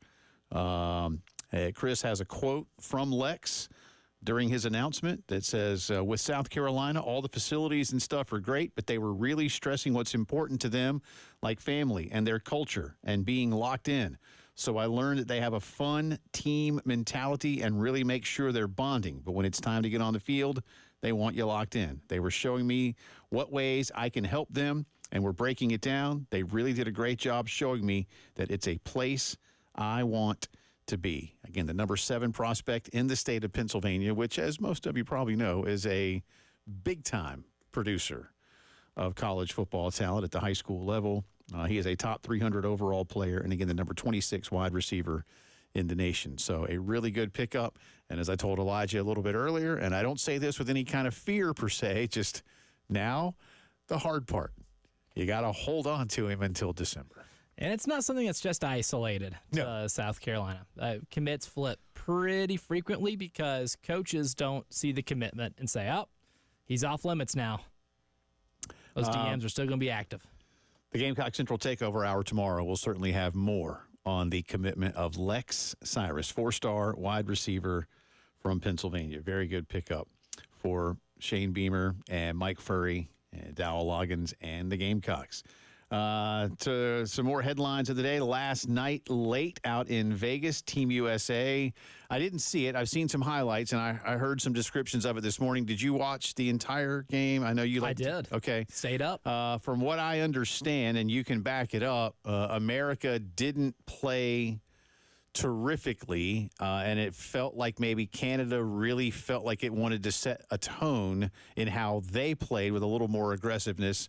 But the United States did win 86-72 in front of a huge crowd of just under 21,000 people out in Vegas. Again, this is the first of about a half dozen tune-up games before the Olympics. As you mentioned to us a couple of days ago, the Canadian team is all NBA dudes. They're really good. They cut some NBA guys, which is what you have to do. You only get to take 12 to the Olympics. Your overall impressions of this, again, game one of several before the real stuff begins in a couple weeks. You can tell there's not a lot of cohesion with this Team USA group right now. That first quarter was really ugly. They didn't run clean offense. There was a whole lot of being passive. I think Anthony Edwards set a really good tone by being aggressive with his shot and kind of hunting it. Like, he played like he wanted to be the first option on this team. And Which he said he was earlier in the week. Yeah. He said, I'm the best guy. I'm the best option on the team. And he sparked the team. And what ultimately was the big difference in the game, because there's a lot of things that USA is going to have to figure out with their offense. And a lot of that's just going to come with reps of playing with each other and being able to install a little bit of an offense and a little bit of a system. But they're just bigger, faster, stronger. And I think Anthony Davis had like 4 blocks. Bam Adebayo had a few blocks. Canada's tallest player is Dwight Powell, who is about 6'9", 10 maybe. He's not 7 foot. And USA has a lot of 7-footers to throw out there and block shots, protect the rim. USA was just bigger, faster, stronger, and finally shot the ball a lot better in the second half. Steph hit a couple threes coming out of the locker room that really set the tone, and Canada kind of had to play from behind. And fun side note, I think Joel Embiid might have had one of the quickest foul outs of any Olympic player I've ever seen. He fouled out with about halfway through the third quarter, and I think he might have played 9 minutes and fouled out. Well, That's impressive. That's really impressive. If he's, I say this a little bit in jest, but with some shred of truth. They give you get 5 in the Olympics? You get 5. Yeah. If you're just in there banging and making life miserable, and you've got enough, like you couldn't do that for the Sixers, or for your regular season team. But in this kind of situation, if you're just in there off the bench per se, and you're just banging and making it really hard for the other guy for a while, I'm okay with that. Now, I wouldn't Especially if you're playing a team with a really good big. If you have to play Serbia and you're playing Nikola Jokic. Yeah, just get in there. If you're hacking him and you're frustrating him, and maybe every once in a while you back away just enough to where he thinks, like, is he coming at me again? And then on the next rotation, down the floor, you do come at him again. Things like that. Like you and I talked about this a lot, and any of us that follow basketball, and you follow it far more closely than I do, especially at the highest level. But I mean, that's why they give you a bunch of them. It isn't like soccer where you get 2 yellow cards and you're gone. They give you 5, 6 and in the NBA, but 5 in international ball. So, and they'll be fine. The one thing I'm not concerned. Listen, again, we've talked about it. America, they'll be fine. Yes, America. It's gold medal or failure. There is 0 in between. There is no gray area for United States basketball, men or women. Either you win the gold medal or you failed to win the gold medal. But there are on the men's team and on the women's team too, but we'll talk about them later when they get going. I guess WNBA still has a little bit of time before they allow their players to leave since they're actually in the regular season. There's some old dudes on this team, man. And they get tired. I mean, I saw it at the European Championships. I've seen it at the Copa America. You play a long, grueling season. And for most of the guys on this team, they went deep into the playoffs. Most of them. Not all of them, but most of them went into the playoffs. You're tired, too. So there's that part of the equation. But how those old dudes, LeBron, Steph, KD, we did get to see a Steph to LeBron lob for the first time in our nation's history.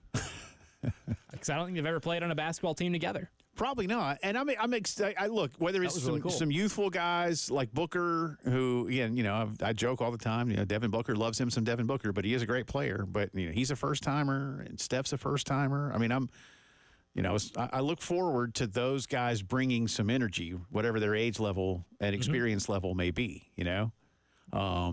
You need to find ways to make it exciting. Oh, yeah. Anthony Edwards does a really good job making it exciting. I mean, And he's young. What is he, 23, 24? Yeah. He's part of the 2020 draft class, and he came 1 year out of college. Right?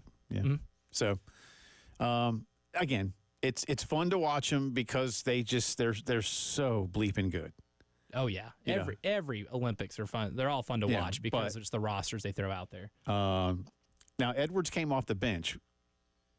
Wouldn't do that again. Yeah, that won't last, right? It should not last. Yeah. Absolutely not. That'll be interesting to see. If I'm Steve Kerr, I'm starting Anthony Edwards. Yeah. Well, again, they got like 4 or 5 more of these, right? Yeah, 5 more. Okay. They play 6 games before and several of them will be across the pond. Yeah, they're going to be. I've already forgot where they are, but they are going to be in definitely way different time zones. Over there somewhere. Yeah. Yeah. There you go. Somewhere out east. So America beats Canada last night. Again, final score 86-72 in the first of a half dozen tune-ups, or as Tim Bontemps, is that how you say it? Bontemps? Bontemps. Dress rehearsal. Yeah, pretty much. That's a good way of putting it. That's cool. Speaking of Team USA, United States Soccer, this morning I got my hopes all up because it was reported over in England that, yes, the United States had indeed made contact with Jurgen Klopp, the just retired, or at least, we'll call him retired, Liverpool head coach who's won everything, Premier League, Champions League, FA Cup. And then about 4 hours later, David Ornstein of The Athletic said, yeah, Jurgen told him no. Quick no. But in the article, he left open the possibility that the United States may go back. What have I said before sometimes about certain coaches in certain situations? Like, you make them tell you no 2 or 3 times. You bug them. You know, and here's another thing, too, and I'm serious about this. For the next few months, there really isn't a lot to be done by the United States national team coach. You don't have to qualify for the World Cup because you're hosting it. Now, you do need to get something going here pretty soon, and you will have some friendlies in September and November. But you can have an interim coach do that for a little bit. Maybe by the new year, like today, you know, Jurgen has only been out of coaching for 6 weeks. But after 6 months, it might be a little different. Maybe he gets tired of just walking around his $20 million villa in Mallorca. It'd take a couple of years for me to be tired of that. Probably not in time for the World Cup, for being honest. So, you know, maybe you don't rush this thing. Maybe not. Let's make sure you have some competent people that can at least do the day-to-day function stuff that needs to be done. They just need to, look, keep the core group together and see what happens. But for now, the pipe dream that is Jurgen Klopp apparently has said, nah. He said no today. I'm never giving up hope. Paul Skeens today, speaking of that, as we continue our integrated media headlines, was pulled from his start as his Pirates won at Milwaukee, 1-0. Here's the catch, kids. Paul Skeens went 7 innings today and allowed no hits. Boo. That deserves endless boos, pulling a pitcher with a no-hitter. Let me get to he threw 99 pitches, 65 of them for strikes. He had 11 strikeouts. He didn't even break 100 pitches, and they pulled him. A couple of guys came in to finish the deal as the Pirates won 1-0. You made a great point. As you attempt to try to make this sport relevant, more relevant. I mean, look, baseball is still doing fine, but it's now very much a local sport. It's really not a national sport anymore. It saddens me. Yeah. As a baseball lifer, and baseball it was certainly my favorite sport to play. College football may be my favorite sport now to cover and just watch, you know, that kind of thing. But I still love the Atlanta Braves. But that's just it. I just kind of proved my point. And the point overall, I'm a Braves fan. I am a baseball fan. And I am intrigued by some of the things that happen in baseball. But if baseball wants, and I get why they might have pulled him 100, you know, he just got up. All-Star games next week. And, you know, but I mean, what if he had thrown a no-hitter and he goes and starts the All-Star game? You've got a story. You have an incredible story. And it's all about the story. You've got to sell the story. And is Paul Skeens' arm going to fall off pitching 2 more innings? No. Paul Skeens is like, what, 22? Yeah. This isn't Randy Johnson, man. This guy's got a lot of mileage left. I'm with you. I would not have pulled him today. I get that. And look, next week at the All-Star game, he's going to throw an inning. Yeah. He's not going to go out in the All-Star game and throw all 9. And considering today's Thursday and the All-Star game is Tuesday, and then you get another couple of days off, you know, he's not going to he pitches again next Saturday. He'll be fine. But you need the story. Now, again, I get it. He's young, and this is where baseball is these days. Hey, kid, you're at 100 pitches.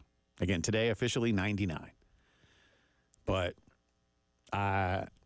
you need to have some national relevance, and this would have helped you. Yeah, I mean, let's quit letting the spreadsheet call all of the shots. Yeah, Braves fell last night in Phoenix. They'll close it out again tonight as the Braves try to take 3 of 4 from Arizona. Max Fried on the hill tonight for Atlanta. That game starts first pitch at 9:40 Eastern time. That's our integrated media headlines of the day. 803-948-8327. For the dream home theater system you want, make it a reality. Call my friends at Integrated Media. More on Gamecock football coming up.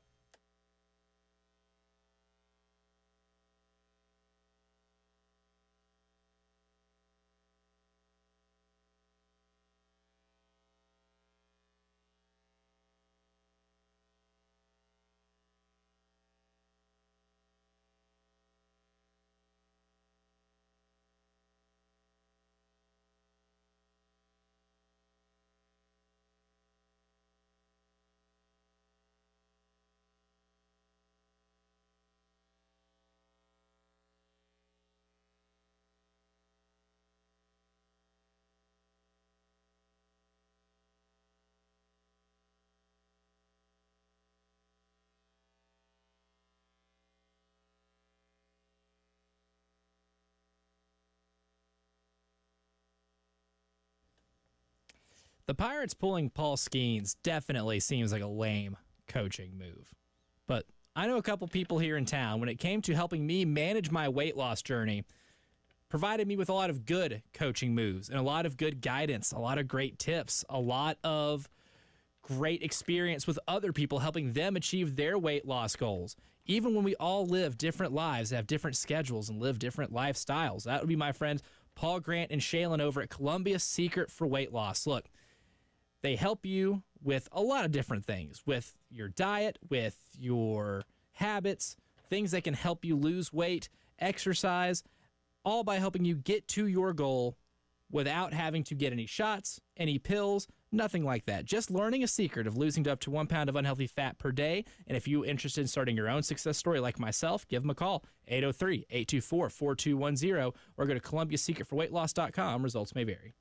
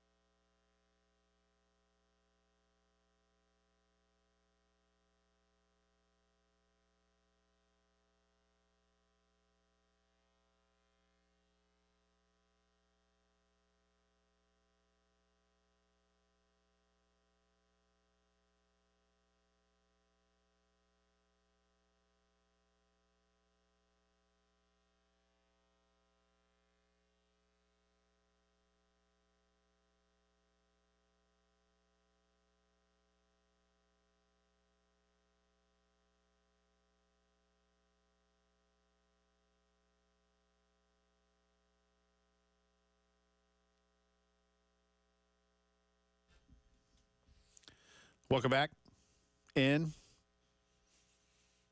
to the Postgame Show. Letting lettuce do their thing. Did you know I saw lettuce? A little bit of light toasting there. Yep. Hip-hop term. I like that. Old school hip-hop term. I don't think anybody uses that anymore. Well, speaking of old school hip-hop things, you know, breakdancing is going to be an Olympic sport this year. How do you judge that? I don't know. Curious. I guess you judge it like you judge gymnastics and other things. You get some really snooty people that think they're better than you to watch you work your tail off while they sit in a comfortable chair. And this sounds just like MC Hammer's way of getting out of debt. I didn't judge know. it, I get paid a lot of money. I didn't know that was a thing anymore. Breakdancing? Yeah. I mean, where have I been? Because listen. I mean, I don't know any breakdancers. Listen, in the 80s and into the early 90s, I mean, trust me, everybody was trying to do it, man. How good were you of a breakdancer? Well, I said everybody was trying it. Nearly everybody was trying to do it. Oh, you can't fool me. You can't fool me. I tried to moonwalk once. Actually, I could moonwalk a little bit. Didn't pop your Achilles? I knew that was what was wrong with my high school athletic career. Too much moonwalking as a middle schooler. I didn't know they were still doing the breakdance thing. So again, seriously, you judge it like they judge gymnastics and skating. Now, I mean, are we going to see like classic breakdancers from like Brooklyn and L.A. and I guess it was maybe big in Paris and London too? I guess so. Just in time for the Paris Olympics. I don't know. Well, now I'm going to watch it out of curiosity. Well, that's the thing. I know the Olympics wants to stay relevant with the kids. Well, it's been great for the kids of like 35. Yeah, I was like 1988. Again, 1988 in Seoul, I think is where it was. I was like, man, yeah, you probably could have breakdanced your rear end off. 92 Barcelona, even 96 Atlanta, perhaps. Coulda. But I didn't, it's like, oh. I mean, are we going to have like... I think they missed the window a little bit. Are we going to have people my age doing breakdancing? I mean, at this rate, pickleball will be an Olympic sport in 2085. Hey, before that, dude, you watch. L.A. next time, I guess it won't be, but I don't know if they've announced I don't think they've announced a 32 yet. I think that comes next year. I think they try to announce the Olympics like 7 years out, I think. Maybe they have. I don't know. These days they do it so far. I don't know. I don't know if they have or not. If somebody knows that they've already announced the 32 Summer Olympic site, then you can text us at 803-404-6100 and let me know. Would not surprise me if pickleball were on the docket to be in an Olympic sport. In 32. Seriously, would not surprise me. Makes you wonder why breakdancing took so long outside of its prime. I guess they had to find. They're like, oh, good, there is somebody that's breakdancing. Surfing is an event this year. Guess where the surfing is, by the way? Marseille. It ain't in France. Oh, it's Tahiti, which I guess was or is controlled by France in some way. But it's not a territory close to where it is not close to France. That is very unfortunate and misleading. Yeah. Well, you can surf in certain anyway. They have beaches. Yeah, they have beaches, but I don't think they have like surfing beaches. Gnarly waves. Yeah. No. Apparently, they do in Portugal. In Portugal, you can surf big time. So anyway, there you go. Just a few fun facts. All right, we're going to break this up into like two little parts here. We'll have some of this in the drive around, but our buddy Mike Yuva joined us earlier today. We were talking about depth and expectations and things for Carolina football, and we started Mike off with, did the depth, and listen, there's bodies. They've got 85 scholarships, but is this more good players? Well, I think you look at multiple positions, the depth has improved dramatically. Just look at the defensive line, and some of it has been guys you recruited from the high school ranks, but there's also been a lot of players they've been able to add from the transfer portal as well. So I think it's a 1A, 1B when we talk about the strength of this year's defense between defensive tackle and edge. And then you look at the linebacker room, because of the transfer portal, similar to what they did at running back, they flipped that room completely in comparison to what it looked like at the end of last season. So to me, more than anything, those two levels, defensive line and linebacker, it's really strong. You look at the running back room, as I mentioned, you bring in 3 players via the transfer portal. You look at the receiver room. 50% of those scholarship wide receivers, more than half of them are new faces.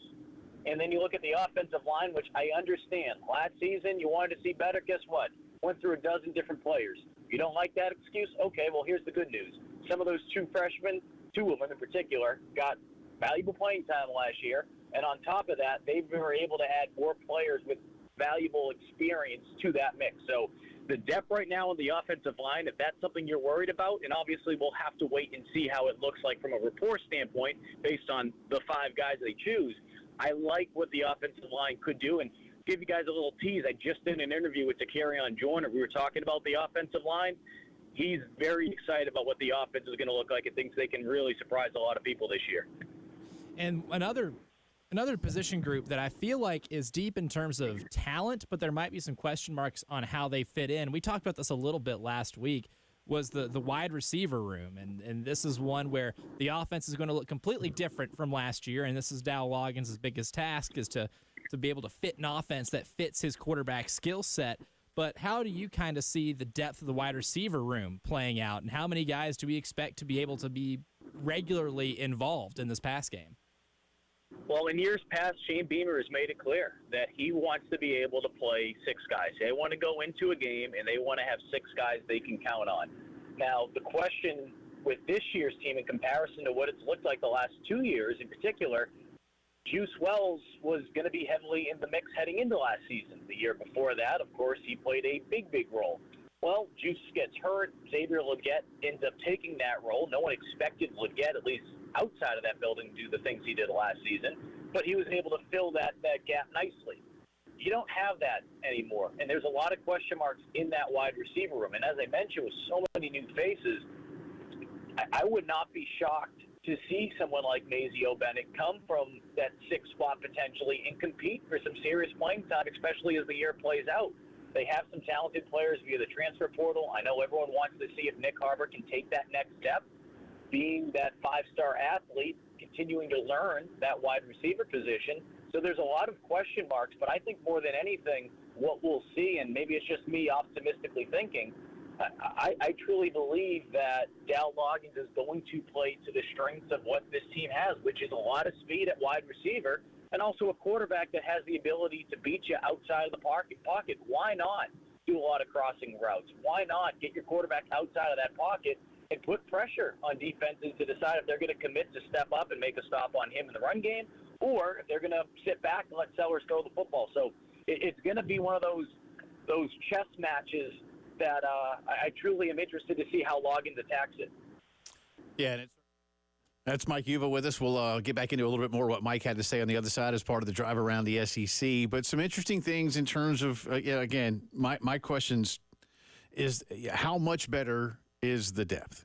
I just think that's just going to be a crucial factor here. But again, one of the refrains that we'll have a bunch of, Elijah, again, going by some of the PFF numbers, if you can just get your line play into the middle of the conference, that should be good enough for 2 or 3 more wins. Again, you want even more than that. I understand that, but these incremental steps need to take place. But I'm not going to let go of thinking that 8 wins as a floor is a reasonable expectation. I don't think that's unreasonable or, something like, they're not going to ever win 8 games. I just, like I say, you gotta set a bar and try to start sticking to it around here. Yeah, and every team's different too. College football now more than ever is a year-by-year roster, completely different type deal, and you're gonna have to accept the occasional 5 and 7 if you're a school like South Carolina, who's never had national championship level success, especially in the last 20 years. I mean, you've seen the ceiling be 10, 11 wins. And a pretty low floor, so you have a pretty wide variety of options that the school has seen since then. But 8 wins, I think, is always a fair goal every year. I don't think you're going to reach it, a ton in the SEC just because there is so much parity. Come back on the other side a little bit more from what Mike Uva had to say. More trouble at Georgia when it comes to cars. I just don't get that one. And an interesting note from Kentucky Hoops, all part of the drive around the SEC. That's next.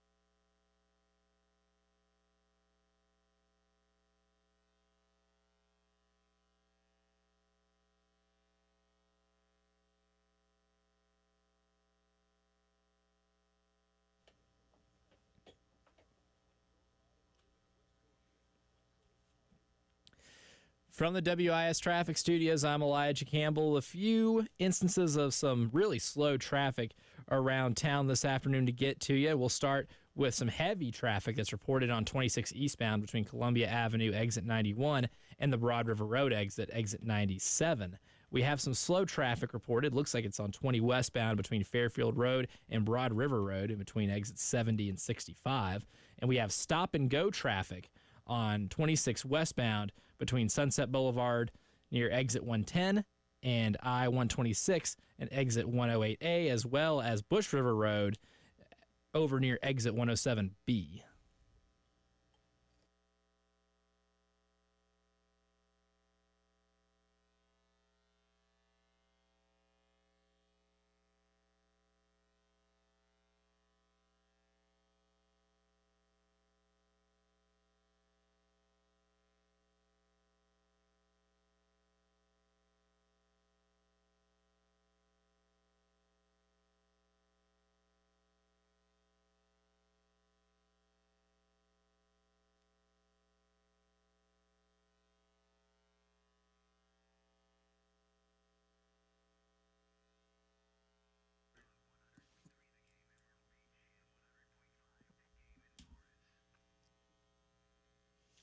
It is Drive Around the SEC time on this Thursday. Welcome back in. Jay Phillips, Elijah Campbell with you. Quick note, and I can make this an SEC thing because he pitched in the SEC. But the lead question on PTI was pulling Skeens the right decision. Now, I can't hear it, so I don't know. And today, Pablo Torre is filling in for Wilbon. Tony is on today. I'll go back and watch it. I record this every night. I don't watch it every night, but I try to. I do love that show. But the answer is no. It was not the right call. Absolutely not. Now, we had somebody hit us on Twitter just now, and it's a fair point. Said fear of turning into Kerry Wood. Like, I get it. I understand. I'm not here to say, how dare they pull it. 99 pitches, 7 innings, no hit. But I think he can handle it. And like I say, I'm sure he wanted to keep pitching. Look, if it got to 130 pitches or something, and look, you have to go 2 more innings. I get it. I get it. So you do need to be careful. I'm not here to say, throw his arm off. You know, I'm not that guy either. But there's a story. And the Pittsburgh Pirates need all the help they can get. Baseball needs the help. Baseball is trying to get people interested in that All-Star game next week. It's dying. It is, man. A very slow, it pains me, death. But this is one of the reasons why it is. I mean, baseball is, in a lot of ways, becoming, in this country, what hockey and soccer are. It's going to become a niche sport. Right now you've got the NFL way up here. In its own stratosphere. And then you've got college football. And college football is about, from a viewership perspective, about a third as popular on average. And then you've got basketball. NBA does well. And then really, baseball, like, people aren't watching the World Series anymore. Mm-mm. And these national games of the week on ESPN and Fox, they get a couple million, but that's not what they're here for. Occasionally, you get Red Sox, Yankees. That'll do a little bit more, Although somebody was joking about that the other day, like, aren't Red Sox, Yankees every weekend on ESPN now? And it does feel like it sometimes. Yes, that'd be cool. Because they promote it so much when it's going to be that you just feel like it's every week.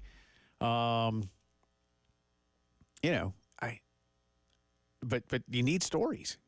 You need desperately something. You need a hook to sell.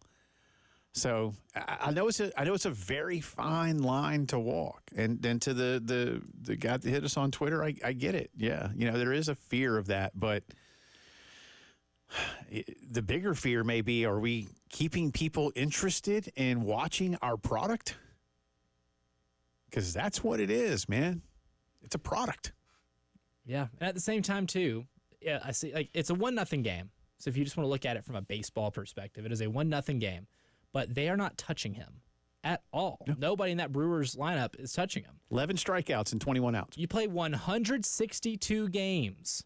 You are still, because the NL wildcard race isn't featuring a lot of teams over 500, if you will, you're still in the thick of it.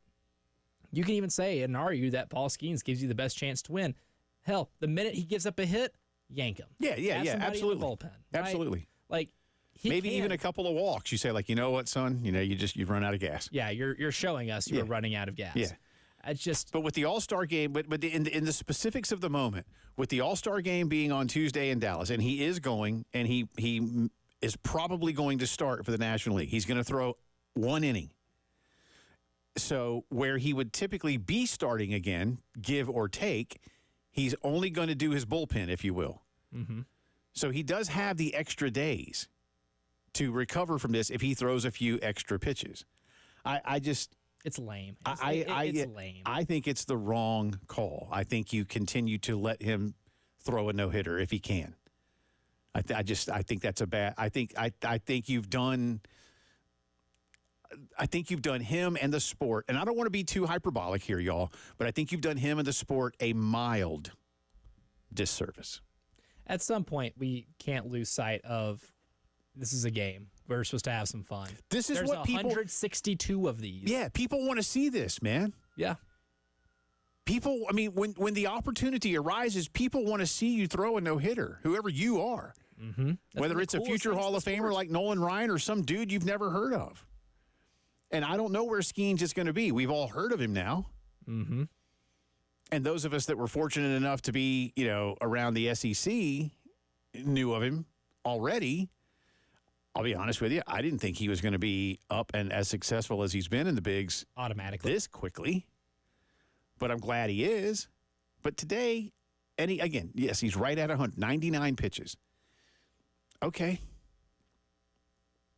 Let it go. Let's see. Let's see. My man had 99 Like I said, I'm not going to say this is criminal and fire the manager and what are we doing here? And but like I say, a mild disservice. I'll say it's lame. Yeah, I'll say it's lame. It is. Had 99 pitches and a hit ain't one. Drive around the SEC for you here on this Thursday. Let's get into a couple of serious things. I don't want to be too sanctimonious here. We've all had issues in life at some point in time, but the reckless driving thing at Georgia continues to rear its very ugly head. This week, linebacker Smail Mondon and offensive lineman Bo Hewley were arrested on separate misdemeanor charges, according to the Athens-Clarke County Sheriff's Department. Hewley was charged with failure to maintain his lane and improper driving on the road and reckless driving, 2 misdemeanors. He posted, wait for it, a $26 bond. Okay. Pretty generous and bond. was then released. $26? Is this like 1954? They're not inflation adjusted. And then on Wednesday, Mondon charged with racing on the highways and reckless driving. He also paid just a $26 bond and was released a few hours later. A police officer saw 2 vehicles speeding side by side at a high rate of speed and began to race. Mondon was in the left lane driving a Dodge Charger. Teammate freshman defensive back DeMello Jones was in a Porsche Panamera. Wow. Impressive. NIL doing all right over in Athens, ain't it? Love the leadership here for the freshmen, yeah. And if he says, follow my example, then Mondon was going 75 in a 40-mile-an-hour zone. And then he continued to deny that he knew who was racing him, even though he's on his football team. Misdemeanor. $26. And he's out of jail. Come on, man. So now this is something that Kirby Smart will be dealing with. He needs to answer for again. I don't get it. And he says, Kirby says that they've had people come in and talk to him and tell him, and, boys will be boys, to borrow from Bobby Bowden from back in the day and all that. But, thank God no one's been killed again, if you will, because they did have the one incident where they had death. Mm-hmm. Which should have been the wake-up call. Yeah, and it's just not happening. I mean, it's just not happening over there. Something this is problematic. If it was once or twice, it's not an issue. But like, there was a really detailed report from the biggest newspaper in the state. Yeah. That chronicled all of the issues they had, and it fills up over 1,000 words of an article. It's embarrassing. And Georgia fans thought the AJC was coming after him, and it's like, no. We're just reporting fact. No, here. this is not happening anywhere else. Right. This is not happening to any other program where this epidemic of traffic violations are happening. So something to think about. And again, now Kirby won't be answering these questions yet. Again, that's the drive around the SEC, brought to you by Herndon Chevy, your hometown Chevy dealer. Stop by the showroom, see why Herndon makes you smile. Be right back.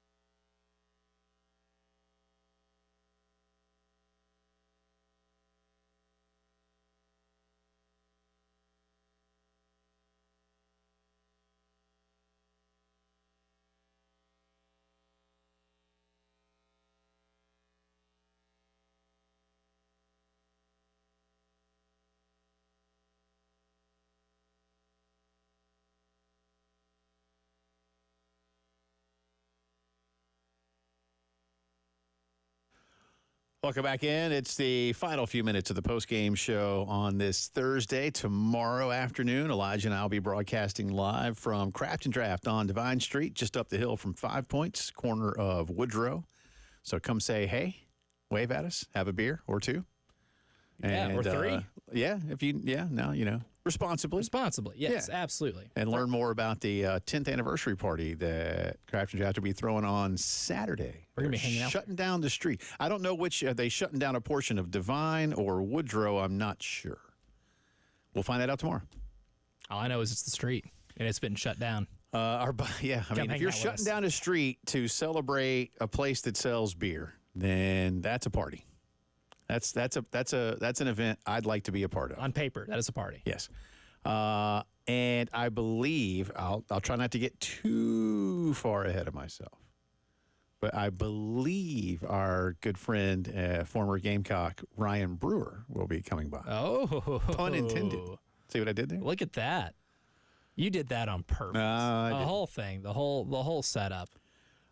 Couple of quick notes to finish things up, and then Elijah is going to tell us how it's going to get perfect for selecting teams in the NCAA tournament next winter, I guess, technically. Yeah.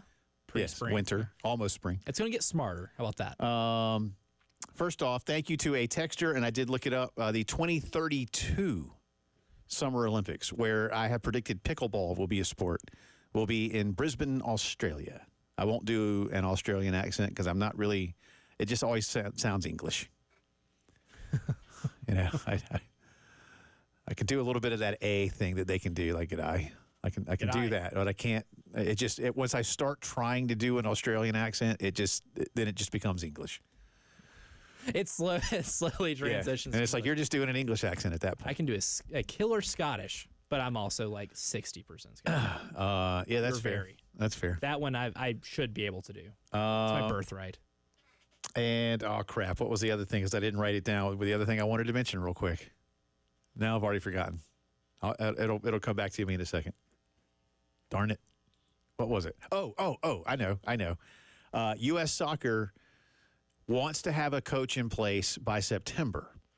But Matt Crocker, who runs U.S. Soccer, he's like the president or sporting director or something. He's the GM type. He's the boss. Yeah, he's the boss. Says that there is a contingency to have an interim coach for the fall friendlies if necessary. Just saying. So you're telling me there's a chance. I'm just saying. 1 in a million. You're telling take the next 6 months, raise the 40 to 50 million that you'll need to hire Jurgen Klopp. Again, let Jurgen get bored at his beautiful villa in Spain. And away we go. I'm here for it. That's the plan. In the meantime, again, I don't know any of this stuff. Elijah does, but I'm here, and I say this obviously very tongue-in-cheek. I am here for things that will, at the end of the selection show on Sunday night in early March, end all of the angst and complaints because the 37 at-large teams will be so well chosen that teams 38, 39, and 40 won't even have an inch of space to complain. That's right. Because they're adding some metrics into the mix. Most of them don't anyway, if you're not one of the 36. No, nobody complains. Yeah. And most of them shouldn't anyway. No, nobody complains. Yeah, especially if you're, I can go talk about that all day. Yeah. But, so it has been announced, or been reported, by a few outlets that a few of the metrics that will now be taken in consideration on Selection Sunday will be Bart Torvik in the Bart Torvik rankings, they're a lot like KenPom. They are eerily similar. Okay. They're very minor differences. One thing that is a little different is Bart Torvik does, I think, a better job of sorting out garbage time.